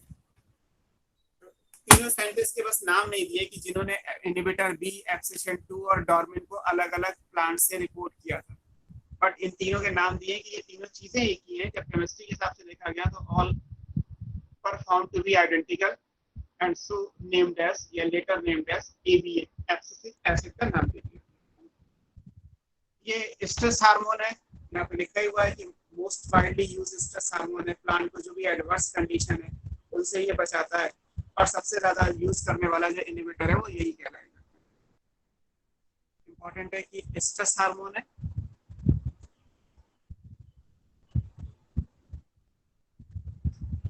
Stress hormone का मतलब है प्रोटेक्ट प्लांट्स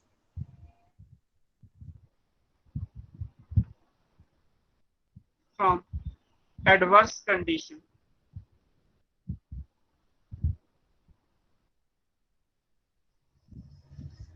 जैसे वाटर स्ट्रेस हो, पानी की कमी हो रही है मान लीजिए, तो ABA बन जाएगा, प्लांट को प्रोटेक्ट करेगा। तो वाटर स्ट्रेस हो गया है ना। इसी तरीके से आप कोई और भी इन्वायरमेंटल स्ट्रेस मान सकते हैं। सैलिनिटी हो सकता है, मान लीजिए सलाइन कंसंट्रेशन है, पीएच बहुत ज्यादा है सॉइल की तो सैलिनिटी स्ट्रेस हो गया है ना। या ड्रॉट का केस हो सकता है, सूखा पड़ गया, पानी नहीं है, तो वो भी आ सकता है। हीट हो सकता है, हाई टेम्परेचर, और इसके अलावा भी कोई। जैसे हमारी बॉडी के लिए भी, एनिमल बॉडी में भी स्ट्रेस हार्मोन होता है कि हमें कोई भी स्ट्रेस होगा, इवन गुस्सा भी आ रहा है तो स्ट्रेस हार्मोन का लेवल बढ़ जाएगा। ऐसे प्लांट्स को कोई भी स्ट्रेस होगा किसी भी टाइप का, इवन डिजीज भी है तो it's a kind of stress. एक हेल्दी प्लांट अगर है तो उसे कोई स्ट्रेस नहीं है क्योंकि उसमें कोई डिजीज कॉज नहीं हो रही, बट अगर हमारी बॉडी में भी कोई डिजीज कॉज हो रही है तब भी हमें कोई ना कोई स्ट्रेस उससे हो ही जाता है कि यार एंग्जाइटी है तो भी स्ट्रेस ही है। ऐसे प्लांट को कोई भी स्ट्रेस होगा तो इन जनरल उसकी बॉडी में एबीए का लेवल बढ़ जाएगा, जो ये शो करता है कि हाँ प्लांट को कोई भी स्ट्रेस है, कोई ना कोई स्ट्रेस तो है, इसीलिए इसको स्ट्रेस हार्मोन का नाम या स्टेटस दे दिया गया। जब आप रीड करेंगे तो एक ये लाइन आएगी कि in most of the functions, जब भी एबीए के फंक्शंस आप पढ़ेंगे तो एबीए के फंक्शंस अधिकतर जीए यानी जिब्रेलिन के फंक्शंस के अपोजिट है। अगर जीए सीड जर्मिनेशन को प्रमोट कर रहा है तो एबीए सीड जर्मिनेशन को इनहिबिट कर रहा है। अगर जीए डॉर्मेंसी को ब्रेक कर रहा है तो एबीए डॉर्मेंसी को प्रमोट कर रहा है। इस तरीके से अगर जीए फ्लावरिंग को प्रमोट कर रहा है तो एबीए फ्लावरिंग को इनहिबिट कर रहा है। अधिकतर फंक्शन के लिए जीए और एबीए एक दूसरे के अपोजिट यानी एंटागोनिस्टिक है। तो ये लाइन इंपॉर्टेंट है कि in most of the situation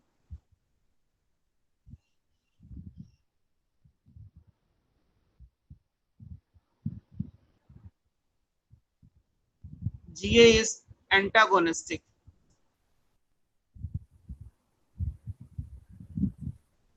to ABA या ABA is antagonistic to GA, कुछ भी लिखिए। GA और ABA एक दूसरे के एंटागोनिस्ट में आते हैं, एंटागोनिस्टिक नेचर के आते हैं, अपोजिट नेचर के। सभी में नहीं, मोस्ट ऑफ द सिचुएशन के लिए ये बात एप्लीकेबल है। फिर ऐसे GA के भी फिजियोलॉजिकल रोल एंड एप्लीकेशंस आएंगे।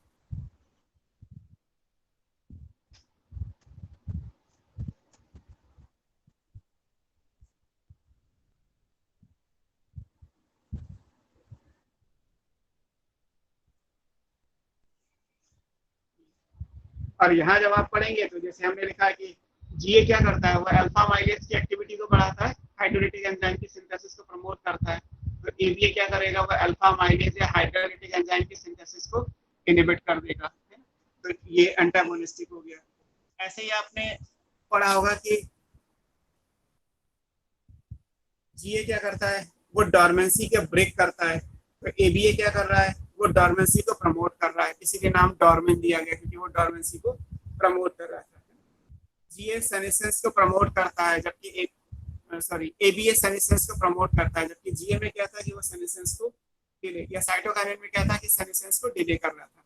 तो साइटोकाइनिन और एबीए एक दूसरे के लिए अपोजिट हो गए in terms of delay in senescence, क्योंकि साइटोकाइनिन जो है वो सेनेसेंस को डिले कर रहा है और एबीए सेनेसेंस को प्रमोट कर रहा है।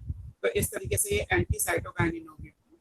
साइटोकाइनिन सेल डिवीजन को प्रमोट करता है, एबीए सेल डिवीजन को इनहिबिट करता है। तो सेल डिवीजन के लिए भी ये एंटागोनिस्टिक टू साइटोकाइनिन हो गया। इस तरीके से जब आप फंक्शंस पढ़ेंगे कि जीए के बहुत ज्यादा फंक्शन दिए नहीं है, एनसीईआरटी में 3 फंक्शन लिखे हुए हैं।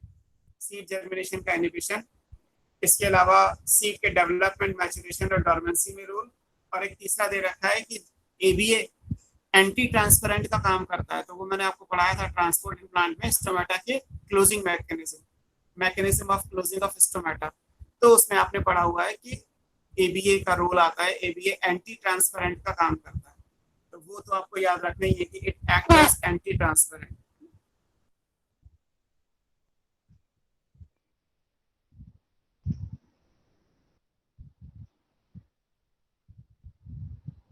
ये एंटी ट्रांसपेरेंट का वर्क करेगा, induces closing of stomata. Stomata की क्लोजिंग में जीए का रोल था, तो एंटी ट्रांसपेरेंट का रोल जीए का है। तो ये आपको याद रखना।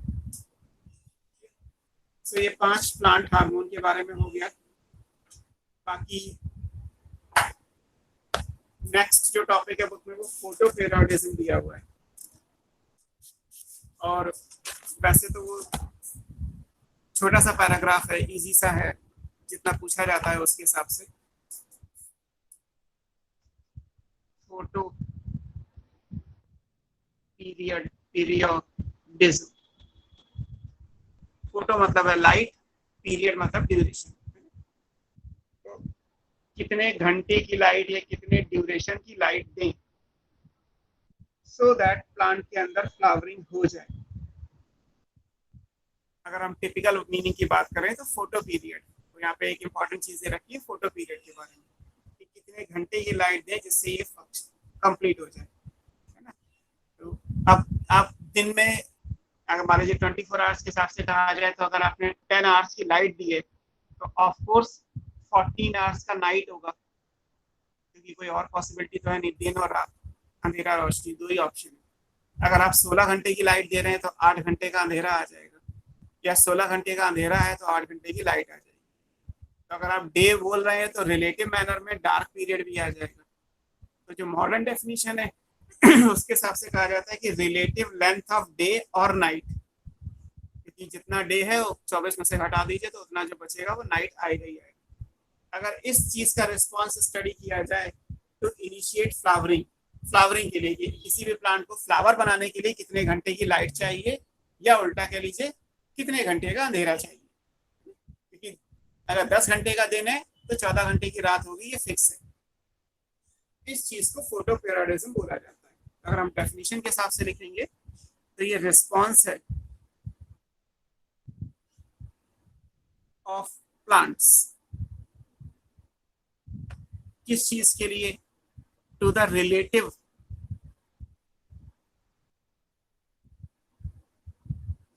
लेंथ ऑफ डे, अगर डे है तो कहलाएगा फोटो पीरियड, और नाइट, अगर नाइट है तो कहलाएगा डार्क पीरियड। किस चीज के लिए, to initiate flowering in plants. Plants में फ्लावरिंग इनिशिएट करने के लिए जो रिलेटिव डे और नाइट का रिस्पॉन्स है, रिलेटिव डे और नाइट लेंथ का रिस्पॉन्स है, फोटो और डार्क पीरियड का जो रिलेटिव रिस्पॉन्स है, उसको फोटो पीरियडिज्म कहा जाता है। सिंपल बोलेंगे तो ऐसे ही बोल सकते हैं, duration of light to induce flowering. Plant को कितने घंटे की लाइट दी जाए सो दैट वो फ्लावर कर सके, उसको हम फोटो पीरियडिज्म कहते हैं। ये इंपॉर्टेंट है। इसके हिसाब से आप देखेंगे तो बुक में लिखा है कि प्लांट को 3 में कैटेगराइज किया गया है। कुछ शॉर्ट डे प्लांट है, कुछ लॉन्ग डे प्लांट्स हैं, और कुछ डे न्यूट्रल प्लांट्स हैं। शॉर्ट डे प्लांट्स का मतलब क्या है कि उन्हें जो लाइट चाहिए शॉर्ट डे, मतलब उन्हें जो फोटो पीरियड चाहिए वो छोटा चाहिए। लॉन्ग डे का मतलब क्या है कि उन्हें जो फोटो पीरियड चाहिए वो ज्यादा चाहिए। किससे ज्यादा और किससे छोटा चाहिए उसके लिए एक टर्म दिया है, क्रिटिकल फोटो पीरियड। क्रिटिकल वाला जो है वो इम्पोर्टेंट, एक वर्ड यूज किया जाएगा इसमें, क्रिटिकल फोटो पीरियड। तो वो क्रिटिकल वर्ड जरूर याद रखिए। व्हाट अबाउट क्रिटिकल, हम क्रिटिकल फोटो पीरियड क्या कहलाते हैं? क्रिटिकल वो कहलाएगा जिसके ऊपर या नीचे फ्लावरिंग नहीं होती, तो उसको हम क्रिटिकल कहते हैं। यहाँ पे वर्ड आएगा क्रिटिकल फोटो पीरियड।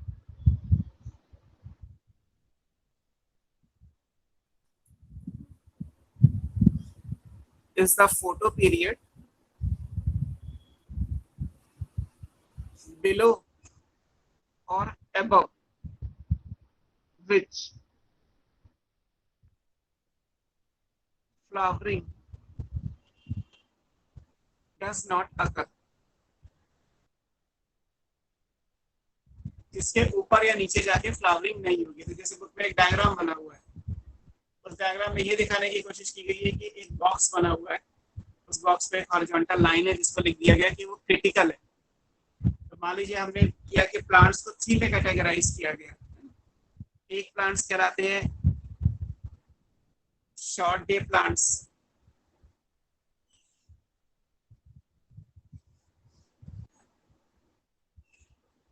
SDP। अब मान लीजिए शॉर्ट डे प्लांट्स हैं, दूसरे आप पढ़ेंगे तो वो लॉन्ग डे प्लांट्स कहलाएंगे। और एक तीसरे हैं जिन्हें कोई फर्क ही नहीं पड़ता, वो तो डे न्यूट्रल प्लांट्स है, उनको तो छोड़ ही दीजिए, उन पे इनका कोई फर्क नहीं। उनको आप लाइट बिल्कुल मत दीजिए, 24 घंटे अंधेरे में रखिए तो भी उन्हें फर्क नहीं पड़ रहा, और 24 घंटे आप दिन में रखिए तब भी उन्हें फर्क नहीं पड़ रहा। तो डे न्यूट्रल प्लांट तो बिल्कुल अलग है, उनका तो कंसर्न ही नहीं है। मेन कंसर्न किसका है? लॉन्ग डे प्लांट्स और शॉर्ट डे प्लांट्स का। तो अगर शॉर्ट डे प्लांट्स है तो इसका मतलब ये है कि उसको दिन छोटा चाहिए, तो उसमें एक बाउंड्री लाइन ली गई कि उस बाउंड्री लाइन या उससे छोटा डे पीरियड देंगे तो फ्लावरिंग होगी। जैसे मान लीजिए मैं यहाँ से ये कहूँ कि 8 घंटे का क्रिटिकल फोटो पीरियड है इस प्लांट के लिए, तो इस प्लांट को फ्लावरिंग करने के लिए 8 घंटे या उससे कम की लाइट चाहिए। अब 8 घंटे से कम की लाइट का मतलब आप 1 घंटे दे दीजिए चलेगा, बट 8 घंटे से ज्यादा नहीं हो सकती क्योंकि 8 घंटा क्रिटिकल है। इसके ऊपर अगर आप जाओगे तो फ्लावरिंग नहीं होगी। अगर 8 घंटे 1 सेकेंड लाइट हो गई तो फ्लावरिंग नहीं होगी। 7 घंटे 59 मिनट 59 सेकेंड लाइट है, फ्लावरिंग हो जाएगी। 6 घंटे की लाइट देंगे हो जाएगी, 2 घंटे की लाइट देंगे हो जाएगी, 1 घंटे की देंगे हो जाएगी। क्रिटिकल या क्रिटिकल से नीचे रखना है, फ्लावरिंग हो जाएगी। क्रिटिकल से 1 सेकेंड भी ज्यादा लाइट दोगे फ्लावरिंग नहीं होगी। तो शॉर्ट डे का मतलब है जिनका डे पीरियड क्रिटिकल या क्रिटिकल से नीचे है। ऐसे दूसरी कैटेगरी आएगी लॉन्ग डे प्लांट्स, जिनमें एबव आएगा वर्ड, किसी ने लिखा ना बिलो और एबव, तो उन्हें क्या चाहिए, क्रिटिकल या क्रिटिकल से ज्यादा चाहिए। तो मान लीजिए 16 घंटे की लाइट चाहिए किसी को फ्लावर करने के लिए। जैसे गर्मियों में दिन बड़ा होता है रातें छोटी होती हैं, तो उसके हिसाब से अगर देखा जाए तो दिन बड़ा है मतलब डे पीरियड ज्यादा हो गया, और उसके हिसाब से देखा जाए तो डार्क पीरियड कम हो गया। अब डे पीरियड ज्यादा है मतलब 16 घंटे का दिन और 8 घंटे की मान लेते हैं रात। तो अब लॉन्ग डे प्लांट्स के लिए क्या लिखेंगे आप कि जिन्हें 16 घंटे या उससे ज्यादा की लाइट चाहिए। तो 16 घंटे की जगह 17 घंटे दे दीजिए, 20 घंटे दे दीजिए, फ्लावरिंग होती रहेगी। बट 15 घंटे 59 मिनट 59 सेकेंड लाइट दोगे यानी 16 घंटे से कम दे दोगे लाइट तो फ्लावरिंग नहीं होगी। तो शॉर्ट डे प्लांट्स वो हो गए जिन्हें क्रिटिकल या क्रिटिकल से कम लाइट चाहिए to flowering. Long day plants वो हो गए जिन्हें क्रिटिकल या क्रिटिकल से ज्यादा की लाइट चाहिए फॉर फ्लावरिंग। बस ये फोटो पीरियोडिज्म का कंसेप्ट कहलाता है। ठीक है, और फिर लास्ट में एक टॉपिक दे रखा है वर्नलाइजेशन का। वो जैसे ये टेम्परेचर, ये लाइट से हम फ्लावरिंग को कंट्रोल कर रहे हैं, वर्नलाइजेशन में हम टेम्परेचर से फ्लावरिंग को कंट्रोल करते हैं। कि अगर हम लो टेम्परेचर का ट्रीटमेंट दे दें किसी प्लांट को तो फ्लावरिंग जो है वो टाइम से पहले हो जाए, तो उसको वर्नलाइजेशन कहा जाता है। छोटा सा पैराग्राफ है, मैं जब आपको पीडीएफ फाइल भेजूंगा तो जो इंपॉर्टेंट 2-3 पॉइंट्स हैं वो उसमें लिख दूंगा, आप उसे पढ़ लीजिएगा। वर्नलाइजेशन लो टेम्परेचर या चिलिंग ट्रीटमेंट कहलाएगा। चिलिंग मतलब ठंडा।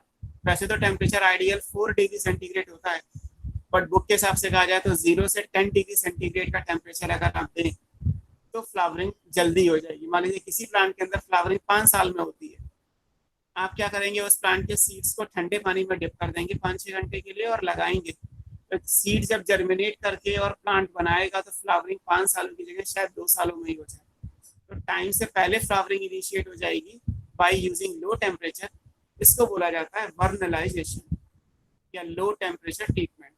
और यही काम जीए भी करता है। जीए भी टाइम से पहले फ्लावरिंग करता है, जीए भी टाइम से पहले करेगा और ये भी करेगा लो टेम्परेचर भी, बट दोनों के काम करने का तरीका अलग है। लो टेम्परेचर ट्रीटमेंट एबायोटिक हो गया क्योंकि वो तो टेम्परेचर तो आर्टिफिशियल हो गया, जबकि जीए एक प्लांट हार्मोन है, उसे प्लांट को बनाना पड़ेगा। तो जैसे हमने कहा था कि intrinsic control, extrinsic control. Low temperature treatment से फ्लावरिंग कंट्रोल हो रही है तो एक्सट्रिंसिक कंट्रोल है, और अगर ये जीए की वजह से फ्लावरिंग कंट्रोल हो रही है तो वो इंट्रिंसिक कंट्रोल कहलाएगा। फोटो की वजह से यानी लाइट की वजह से फ्लावरिंग कंट्रोल हो रही है तो ये एक्सट्रिंसिक कंट्रोल है। अगर फ्लावरिंग इंटरनली किसी प्लांट हार्मोन से कंट्रोल हो रही होती तो वो इंटरनल कंट्रोल है। तो फोटो पीरियोडिज्म, वर्नलाइजेशन, ये सब है। और एक पैराग्राफ सीड डॉर्मेंसी का भी दिया हुआ है, वो भी है। मैं आपको पीडीएफ फाइल में पूरा करके भेज दूंगा, आप एक बार पढ़ लीजिएगा क्योंकि थ्योरेटिकल है, इसमें कुछ ऐसा है नहीं। और आई थिंक मुझे ऐसा लगता है कि फिर नेक्स्ट क्लास में हम जेनेटिक्स ले लेंगे। बाकी आप लोगों के जो सजेशन हो ग्रुप में डाल दीजिएगा कि इसके बाद कौन सी यूनिट हम पढ़ सकते हैं। अगर आपको लगता है कि जेनेटिक्स से पहले मॉर्फोलॉजी, एनाटॉमी या प्लांट किंगडम ये सब पढ़ना है, हम वो भी पढ़ सकते हैं, बट मुझे लगता है कि जेनेटिक्स पहले कर लेते हैं, जो इंपॉर्टेंट यूनिट्स है वो पहले हो जाएंगे। क्लियर?